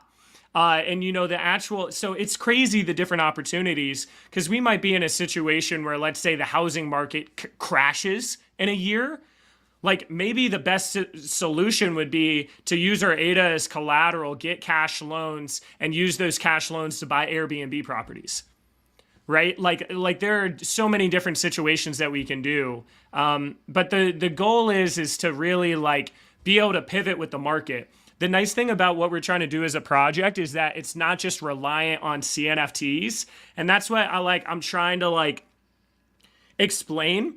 It's like this is like a membership to something that is bigger than CNFTs. It's something bigger than that. So like even if the majority of CNFTs go down a lot, there's a chance that these actual Jellycubes are still doing really well, because it's more so about the membership and the different passive and the different connections and the different things like that. Because we can take this money and instead of Rats DAO that's like 100% in Cardano and CNFTs, for example, we can take this money and we can be like, hey, crypto's not the move right now. Let's get into some real estate.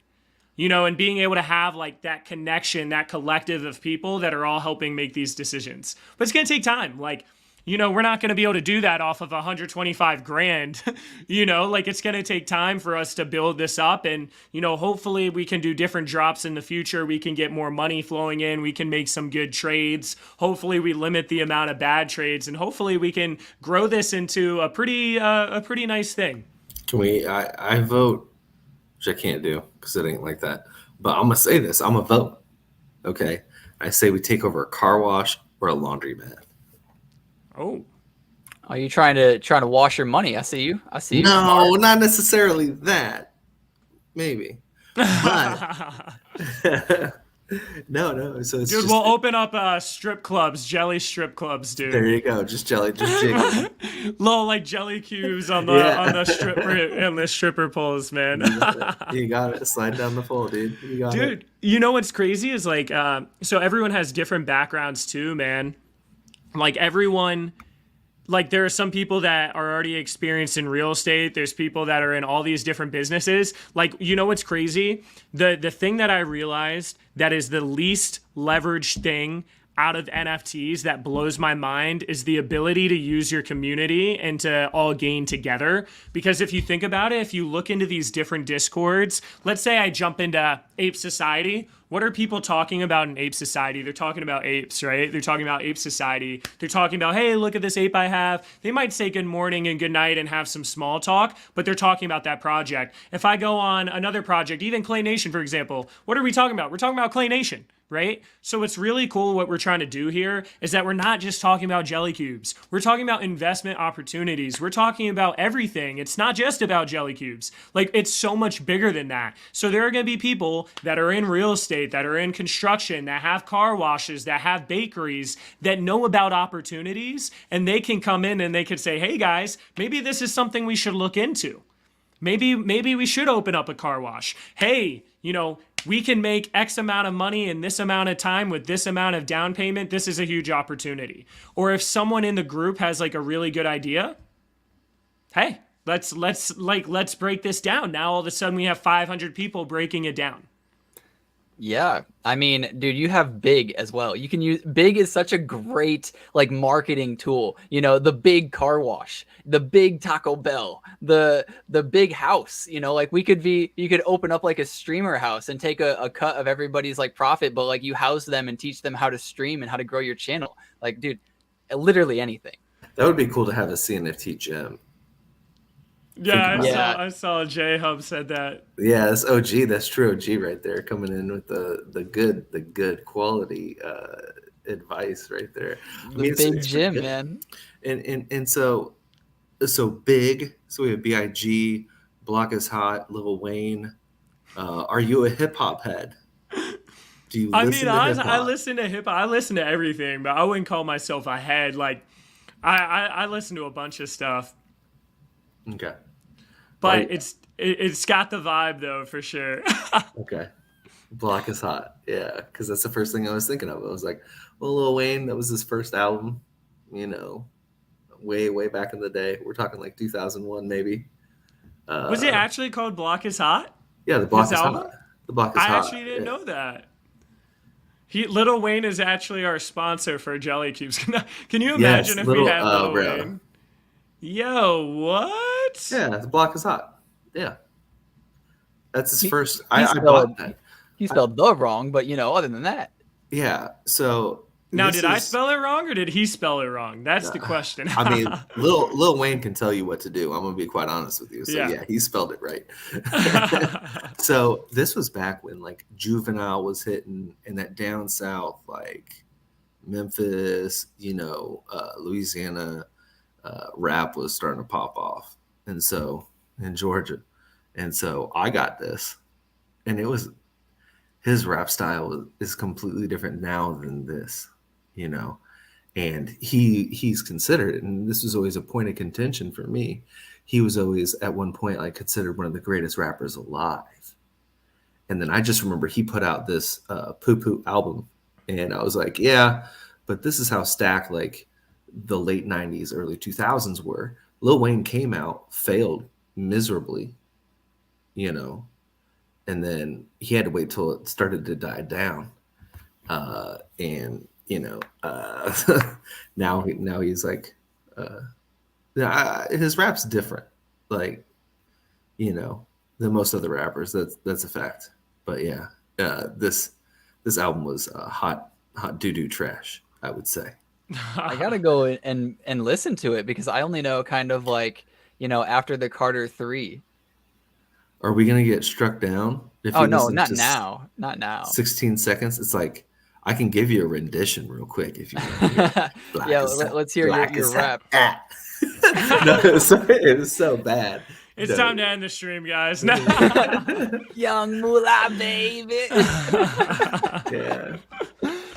It's just because actually, Birdman is, I think I want to say his uncle or his dad.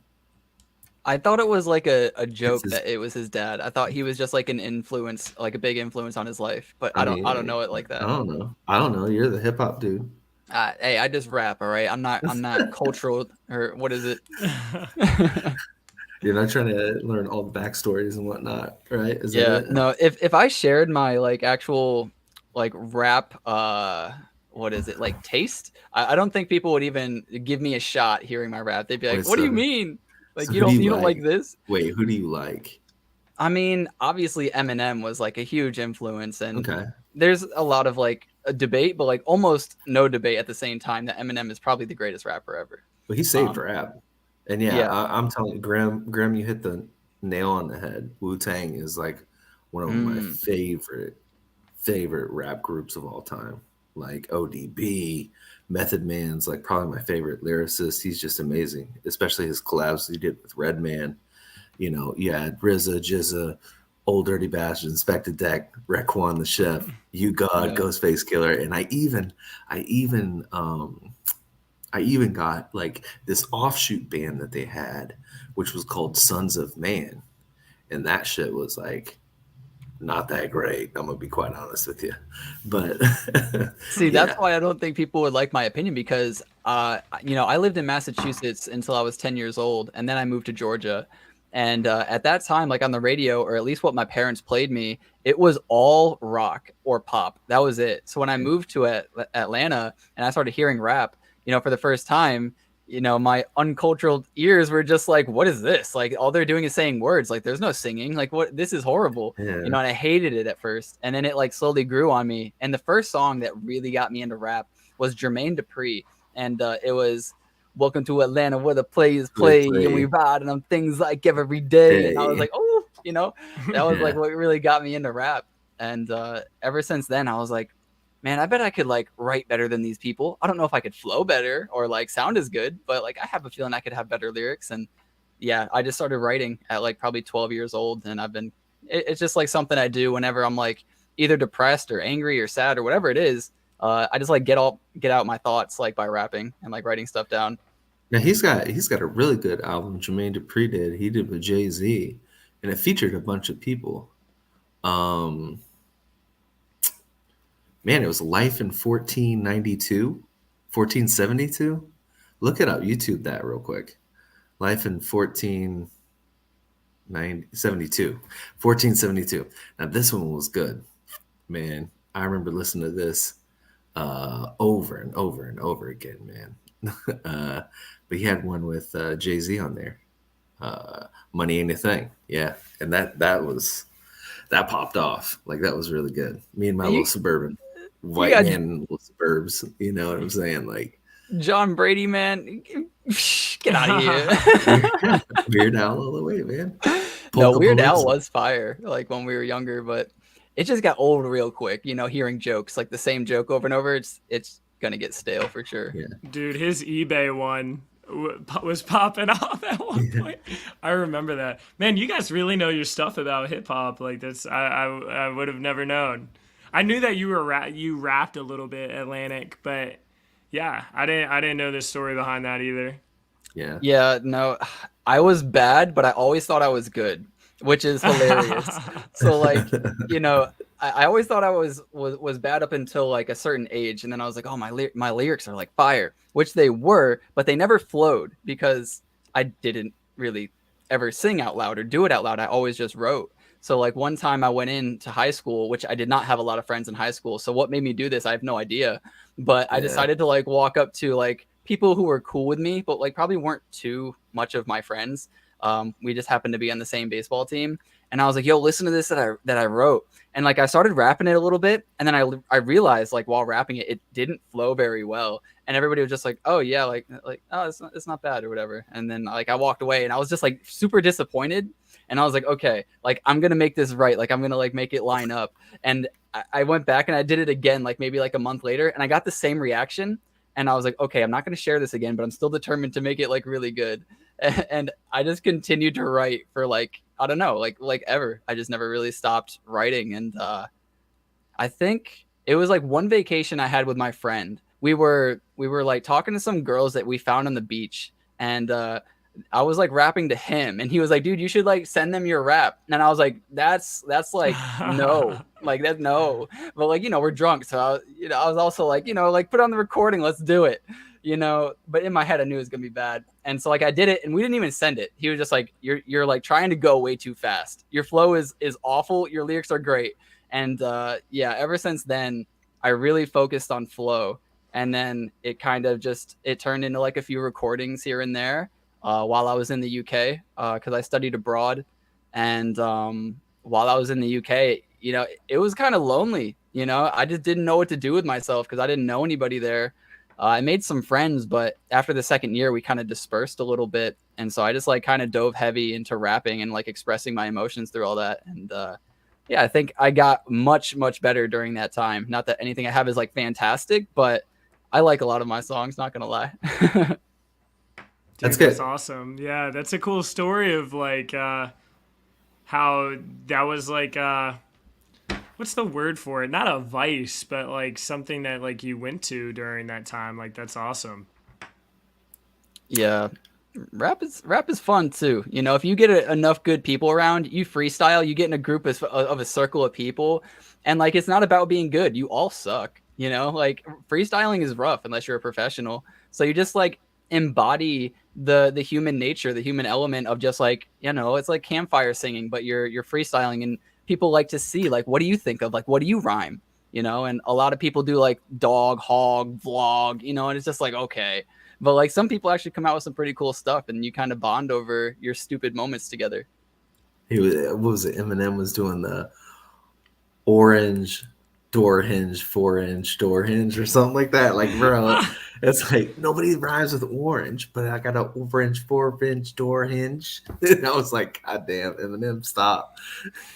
I remember hearing like a little like short of that whole thing, like of how like he was saying orange. Yeah. Like that's how you can change up the rhyme. Yeah, that he's another level. Yeah, for sure. It's so weird. Like, bro, and when I think about it now, it's like kind of cringy to me because it was like, dude, I was this kid living in like middle America and just like listening to gangster rap and like not feeling like I connected with it or whatever. I like the beats and some of the lyrics and shit like that, but it didn't really like move me. You know what I mean? And I was just like, man, what was I doing back then? Like, I felt like I should have been with some like banjos and violins and guitars and stuff, It's just like this is not your life, man. Stop. Yeah, but oh yeah, T-Pain with Mansion in Wisconsin. That was a really unique one as well. Yeah, I just want to let everybody know too, we're nearing that 2-hour mark, and I do kind of want to end it there. So if there's anything anybody in the comments or in the chat wants to ask, feel free to ask it. And Block, if there's anything that we haven't covered or anything that you really do want to cover, cover his wallet. Let's cover his wallet. What's in there? What's in there? Oh man, I've got a lot of wallets. Is the problem? Okay. I think so. I had sold a decent amount of stuff like about a month ago to move it to different things. Right now, I've got a decent amount of cornucopia stuff though, like jets, javelins, some land. I bought a decent amount of clay pitches actually recently too, because I think that token airdrop is going to be the amount of clay in my opinion, it's going to be pretty good if you have a small pitch of land. Like I think if you have a small pitch right now, the amount of clay tokens you're going to get dollar-wise compared to the price of these pitches, I think is going to be more than what people think. Got some ADA and Vedas. I actually just minted 2 of their Senate nodes today. Holding a decent amount of mandrills right now too, because mandrills is having this whole splinter thing, and like there's a bunch that's about to go on in their roadmap. I think there's going to be a lot of news about that. Same thing with Yetis right now. Yetis have been a little bit disappointing, but they have a lot of stuff that they're about to announce pretty soon here. And I think that depending on how cool their Yetiverse and play to earn gaming stuff is, they could have a nice pop off. Been holding some space pugs for a while. I know Adam, who's pretty much taken over from the group, and he's been working his ass off to try to provide as much utility as possible. So I think those space pugs have a pretty good chance of doing well. Those are some of the main ones. Let me see what else I got in here. I like pick up some random stuff every now and then. Oh, I bought some Clay Nation Good Charlottes. I think once again, like when they had released their whole entire like tokenomics, I felt like those Clay Nation Good Charlottes were a good buy. This week I minted some Ted Nation. I didn't know this, but the dude one of the owners of the project, I've literally known this dude for 6 months, and we've been chatting for 6 months. And after he sold the project, he's like, yo, by the way, I'm one of the owners here. And he was telling me some of the stuff that they're planning on doing. And I was like, oh, like this has some potential. I also like the guy running it too, like one of the owners running it. I think like he's super capable. Yeah, that's pretty much what's been going on in my wallet recently. Now how do you? Go ahead. Oh, sorry. Go ahead. Man, you know what I'm talking about. You already know. I'll go ahead. Go ahead. What do you think of equine? How many equines do you have, if any? Dude, so I actually do like equine. I saw some of the stuff that they're coming out with, but I don't own any right now. And I know that I probably should, because I was talking to, obviously, you guys know Chronic. Like, Chronic is super into equine, and he was telling me to buy these up at 300 ADA. I guess they're at 340. They had a nice little pop-off after that interview. I think the thing with equine is I know that the stats really matter, and I need to spend more time on finding the good stats. How about you guys? Do you guys have equine? Yes. Or do you have a negative? Do you really like equine, or? I really like equine. Equine to me is like that one NFT that finally gets me into the table of people who made it. You know, like I feel like I missed the boat with buying a bunch of clays. I missed the boat with buying space buds when they were super early. And I haven't made like a large amount of money from NFTs. I've actually, not realized a gain on NFTs, even though if I were to sell everything I owned, I would be up. So equine to me is that. That's how I'm envisioning it. We've already seen space buds do incredible things. We've already missed that 20, 50, whatever, 100x, same with Clay Nation. You're probably not going to see another like 100x soon, maybe way later in the future. We don't know. But with equine, I really do think there could be like a 10x on the table here. And so I minted 2 of them for 250 with the bundle.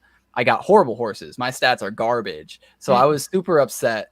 I also didn't get any of the good skins that came with it. I didn't even get a horse skin. All I wanted was one horse skin. So I bought a horse skin, and then I bought 2 more horse skins. And then recently I bought another horse skin. And I also continued to buy more horses around 300 to 260 in that range. So I own maybe 11 total horses, 2 jockeys, and maybe like 6 or 7 skins. Wow. So were you like buying floor, or were you trying to find horses with decent stats, or? I did look at the stats. I didn't go incredibly high and try to get like a 140 or a 150. And maybe you don't know the stats, but like a 150 total stat is really, really good. 140 is just good. And then 130 is where it starts to drop off a little bit, but 130 is still very solid. And I think the best is what, like a 181 or 190 or something? Yeah, it's like 180 something. 184. When did they mint? December. Last December. December, okay.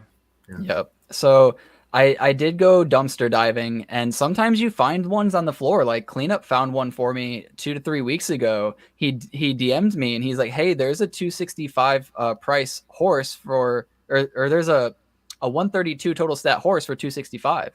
And I was like, "Buy it, please. Like buy it, And so he bought it for me, and I paid him back, and it's the best horse I have, and it's also the cheapest horse I've ever bought. So, I just say keep your eye out. I think 340 is maybe the start of a pump. So this isn't when I want to buy more. I've been buying because I've been anticipating this pump. But 300 to 340 isn't really a crazy pump. It's just it's higher than where I was accumulating. So I'm kind of laying off the gas now, but I accumulated a lot more than I had even originally planned. So I'm pretty happy with what I own. So when is their actual racing happening? It's happening quarter 3 or quarter 4? When is this? I believe it's quarter 4. So it'll be, I think they want to say late October, early November, in that range. And I think, there's going to be a run up leading up to that month, I think. So I also think and thought before that these would run up a little bit even before that. And they actually took a step back and now they're running up a little bit. But it was mainly because I think, like you said, that speech with Chronic and everything, everybody kind of went crazy for him. Chronic definitely has a lot of passion and conviction in his voice, which, I think is why everybody loves him. And yeah, I think that's why these are pumping like they are. And it wouldn't surprise me to see them come back down because I think it's a pump from an influencer as opposed to a pump from the project. Yeah, I definitely have my eyes on it. It's definitely something that makes a lot of sense to get into. Like it has that team aspect. You know the utility is going to be there later this year. You know that once that utility comes, these are going to be more valuable.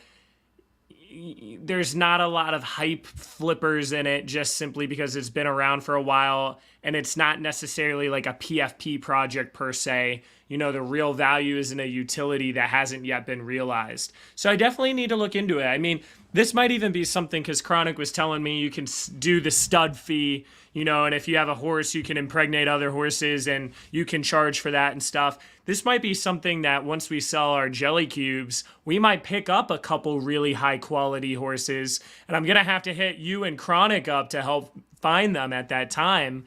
And maybe we'll hold those for that long-term play. Yeah, that sounds awesome. And John Brody just said too, if you want to play the game, you should buy one of each jockey because they are also now racing in beta. So by owning a jockey, every jockey there's 5 different personality traits. And those personality traits determine certain benefits to the horse. So let's say you're in last place. One of the jockey's benefits may be like a boost when you're in last. One of the jockey's benefits may be stamina increases when you're in first, so it helps you stay in first. And then one of them might be if you're in the middle of the pack, you get a stamina boost or something like that. So you're going to want to have multiple jockeys paired with multiple horses because they'll benefit each other in various different ways. Dude, I think that's what the complexity and just strategy behind this project is insane. And I think that's why I haven't put as much time into it as I need to, but I definitely think that if you know the strategies, if you know the combinations, if you know the stats to look for, if you know the good stats for each horse, this could be something really big. And it's funny, I know a few people that have been buying the actual skins of these horses more than anything. So what's crazy too is there might be an even bigger opportunity getting into some of the jockeys and skins because people aren't paying attention to that as much. So it's interesting. You might be able to scoop up some really good jockeys that have written, I don't know enough about it, but might have super amazing stat benefits. And that could be a 20x simply because people aren't paying attention to it. Whereas these horses might be like a 10x, for example. That's absolutely correct. And he says, don't forget about the hidden DNA in the horses too. So the DNA, each horse has its own DNA. So I'll go ahead and I'll click on one and it'll show the DNA right here. And it's just a bunch of jumbled up, nothingness. We don't know what any of this is. But the DNA will determine how quickly your horse grows its stats. So there will be training for these horses as well as racing and breeding. And when you train/race your horse, it will increase each month, I think is how it'll work, but I'm not entirely sure. It'll increase certain stats based on its DNA, and it'll also have a rate at which certain traits increase based off its DNA. So some may gain certain stats very, very quickly, and it could boost your horse from a horrible horse to a really good horse very fast. Jeez, man. And so if you add up the speed, agility, endurance, like acceleration and stamina? Are those the 5 that equal, let's say, 120, Yeah, 130, let's see 140? what this has. Let's see what this Correct. has. Can you do a calculator real quick? Let's just Yep. do Yep.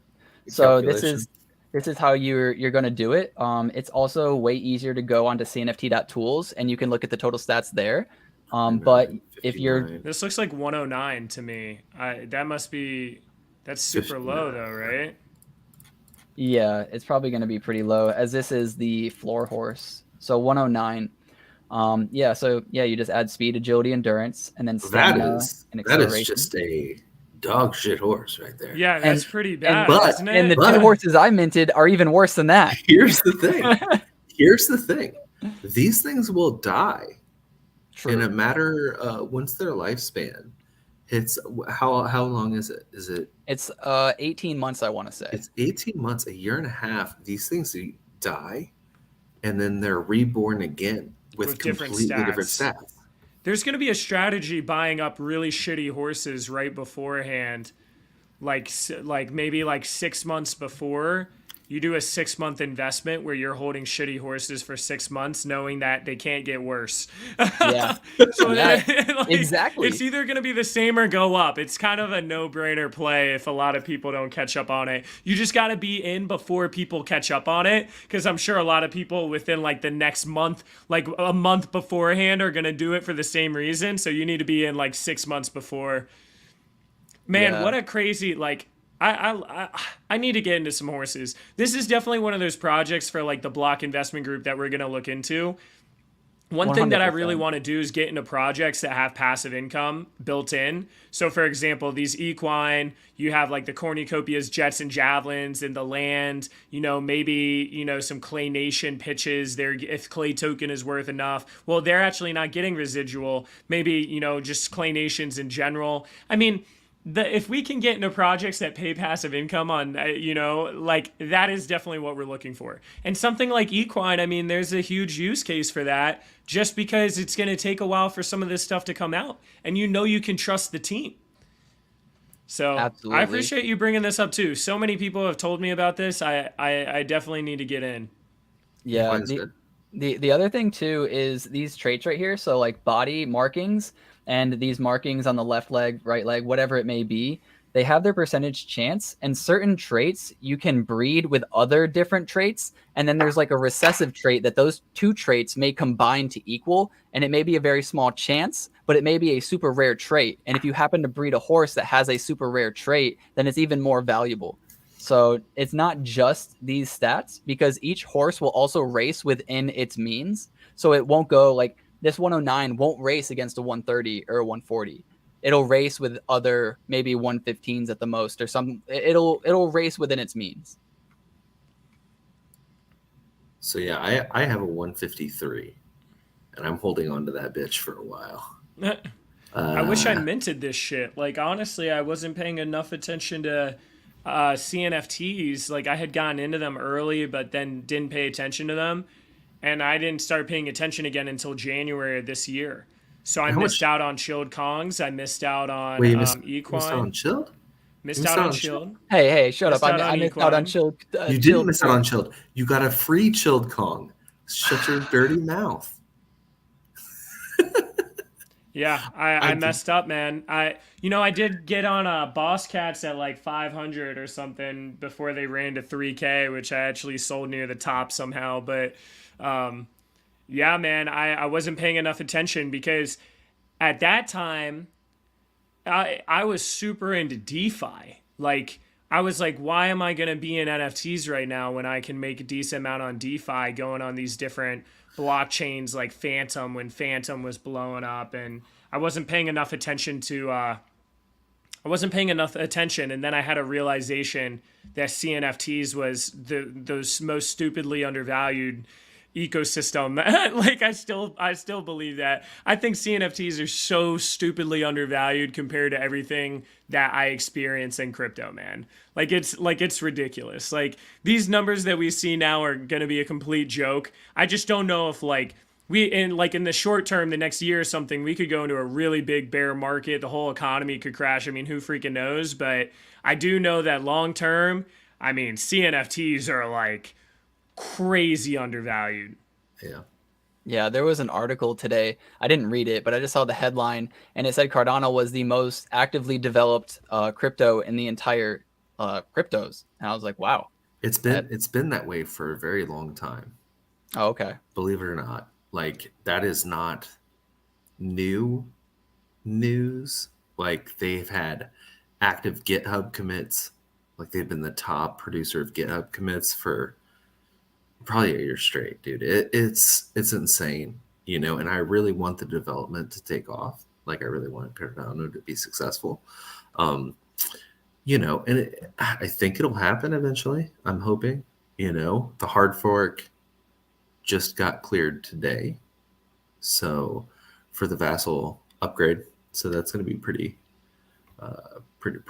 big, pretty significant, or whatever it may be. But yeah, I think CNFTs by and large are very undervalued. I think equine, it minted at like, what was it, 175 or 250? 250. It was ADA. 250, and you got 3 different NFTs, right? You got a Right. jockey, maybe you got a horse, and you got a skin. Yeah.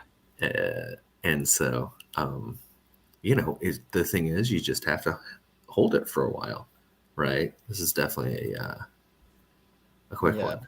John Brady with another one says they're all GLB files, which means they can be projected into the real world with your phone. So I don't know if you saw during that time, a lot of people were putting them in their living rooms or outside in their yards and taking pictures and posting them on Twitter. Yeah. That's so cool. Yeah. And they like move and stuff. It's pretty cool. Are there any projects that you're secretly a fan of that you might not hold?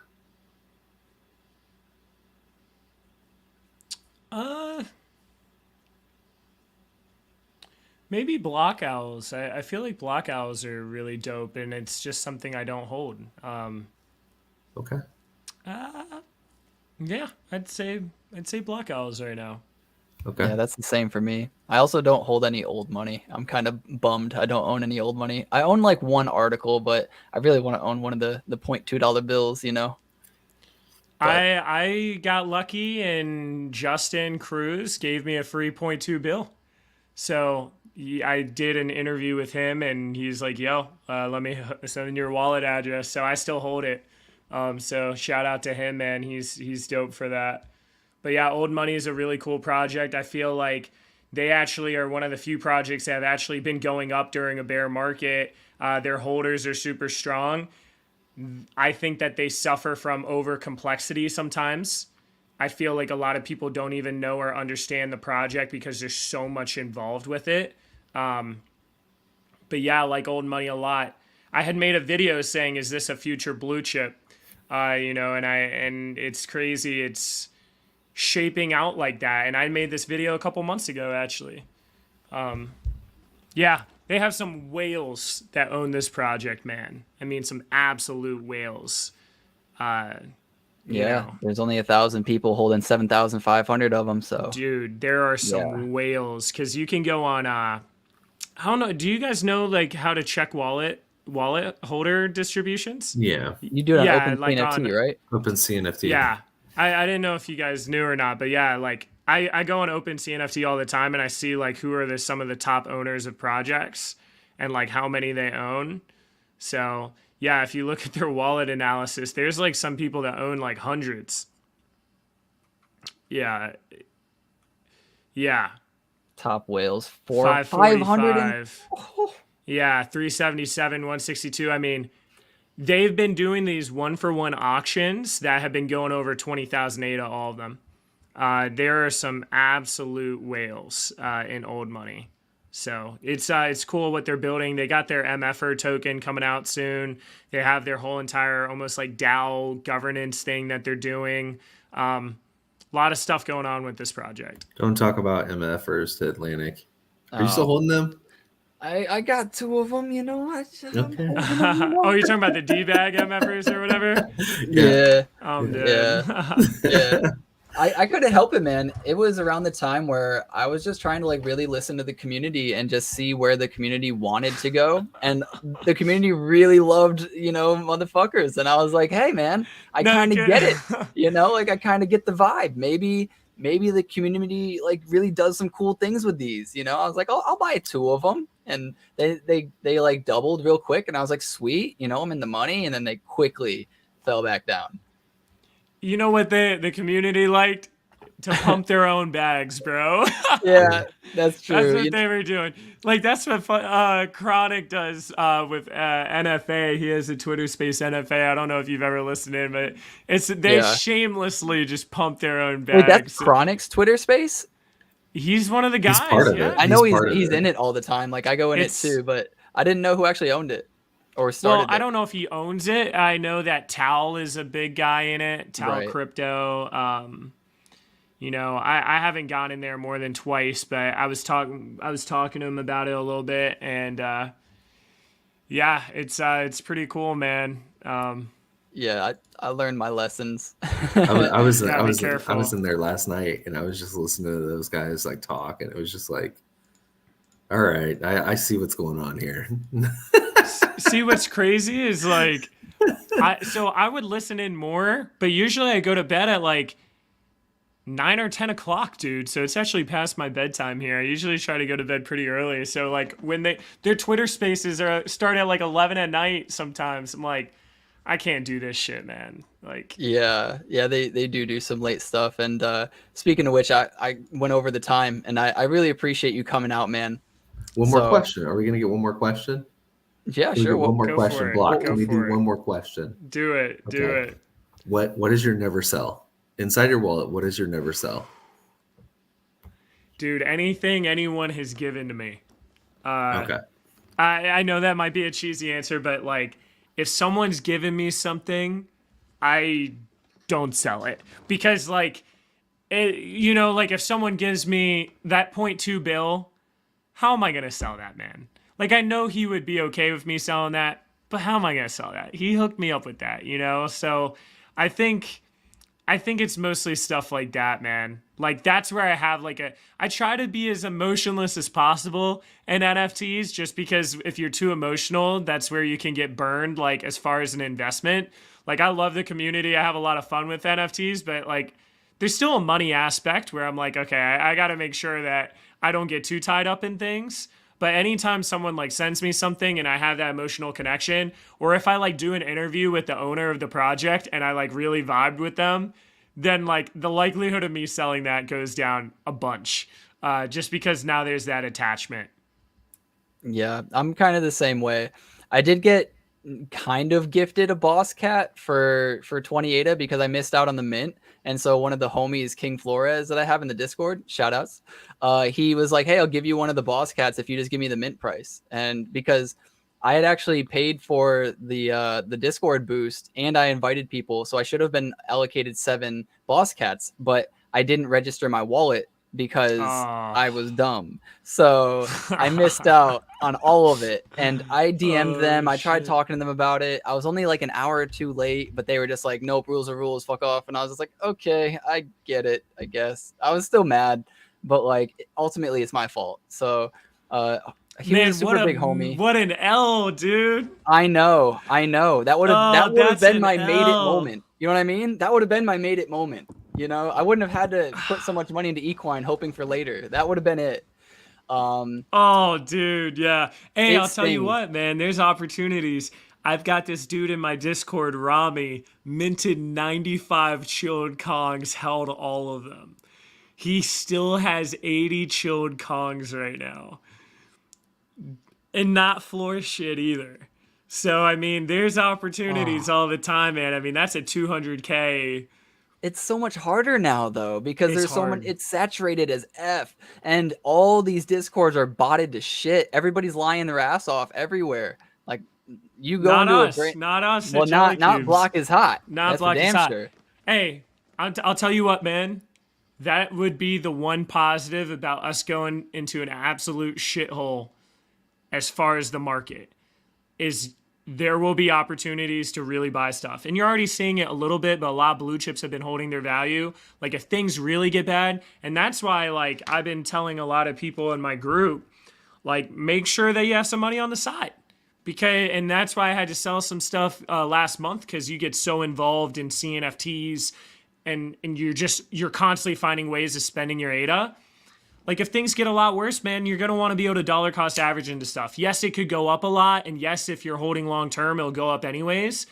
But just imagine if things hit, like when NFTs first exploded, they took a 92% hit. Like, I don't think a lot of people know this. They took a 92% hit on Ethereum. It was absolutely ridiculous because what happened is, well, during that time, it was a whole entire NFT boom and people were like, is this a one-time thing? Is it coming back? So now that it's come back, it has a little bit more strength and there's more credibility and stuff like that. But you never know if the whole entire market takes a big hit, man. You got to think on like the macro scale. Inflation is going up. Cost of living is going up. Interest rates are going up. You know, people have less money to invest. They've got to be able to take that money out so that they can pay their bills because bills are going up. You're going to start seeing a lot more people potentially get laid off if things get worse. What are people going to sell? They're going to sell their different investments. And at the end of the day, like NFTs are still super high risk and super speculative. And like Cardano NFTs have been holding up very well. But the worry is let's say Bitcoin does take a massive hit where now all of a sudden we're looking at 5K Bitcoin again. Like these NFTs could get hit very hard. So like, that's why it's always good to at least have some money on the side. I hope that doesn't happen. And I like to buy when people are selling, which is right now.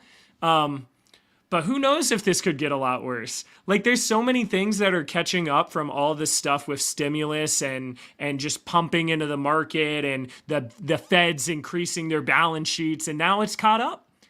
Now they have to increase interest rates. Now they got to stop, doing stimulus. Now they're reducing their balance sheets. Amazon this quarter had the lowest amount of growth since they've started. They've only gained 8% this year growth. Do you know how ridiculous that is? If that isn't an indicator on consumer spending going down, I don't know what is. So I don't want to be a doomsday prepper, but have a long-term vision. And I know with you're buying a lot of equine, and that makes a shit ton of sense, especially with what's coming out. But have some ADA on the side too, man. Have some USDT or USDC on the side. There's a world that things could really get worse. That obviously suck, but yeah, no, you're actually saying what I made a video about a few days ago. I also believe that there is a very strong possibility that Cardano NFTs fall. And I made the comparison of how far Bored Ape Yacht Club has fallen from their floor of $400,000. It's now $92,000 or $97,000, whatever it is. And that's a huge dip. And I was comparing it to Clay Nation and Space Buds, and they haven't fallen that much. So what I was saying is I'm actually going to be saving up a lot of ADA, because the only situation where I'm absolutely fucked is if the market actually does tank to where Space Buds are 1,000 or 2,000 ADA, because that would mean all my clays, cornucopias, equine, everything is down a lot. So I actually haven't bought anything in probably the past 3 weeks. And I'm saving up money for a Space Bud on the off chance that it does fall to a 2,000, 1,000, whatever, maybe even 3,000. I start to buy Space Bud, which I know a lot of people laugh. They're like, Space Buds will never reach that, but you really don't know. I know it sounds crazy, but just a few months ago, people were laughing at people when they said Bitcoin would hit 18K. And now we're here, and now people are saying Bitcoin 10K, and those same people that were laughing at 18 are now laughing at 10. But the fact is, all of it is possible. Yeah, and to kind of go off of that, who thought a top 10 coin, Terra Luna, would pretty much go to zero, right? What's going to happen? Because I got into this space in 2017, and there were kings in 2017, like Dash, for example. Where's Dash now? You know what I'm saying? We're still so early in the overall development of things that there's going to be some top players right now that are not going to be here in 5 years. And that could be the same with CNFTs, different CNFTs. They could take massive, massive hits. There are projects right now that might not be around. Chilled Kongs, for example, they're going for over 2,000 ADA right now. We don't really know the owners. There's this whole, who's really behind this project. Let's say it got to the point where Chilled Kongs was no longer making a lot of money from royalties, and they can't sell additional projects. They might get to the point where, hey, we made a shit ton of money from this. This isn't really profitable doing anymore. Maybe we dip. Who knows what's going to happen, right? But it is an interesting thing. Like right now, I care mostly about things that I can trust their team, or their team is doxxed, or that have some narrative that can't be broken. You can't break the narrative of Space Buds of being the first generated project, and you can't break the fact that one of their owners is Alessandro, that has done a tremendous amount for the space. You can't break that. You can't break the fact that Clay Nation has a large team that's all doxxed, that are constantly building and are constantly doing collabs. Like, it could go down a lot in the short term, but it's going to be around in 5 years. It's going to be around in 10 years. Now you're betting on the overall market, the overall play. Now you're betting on CNFTs in general by getting into some of those projects. But it's interesting, man. I hope that things don't take a massive hit. I mean, and this is coming from someone that's trying to start my own project. You know, like, man, it's really scary to launch a project at that. If the market takes a 90% hit, now all of a sudden I'm committed to a project that is not making me any money, where I could instead be doing something else. So that's another fear that I have. I'm like, I don't want to operate on these what ifs, but there's always scenarios like that. So yeah, that's my TED Talk.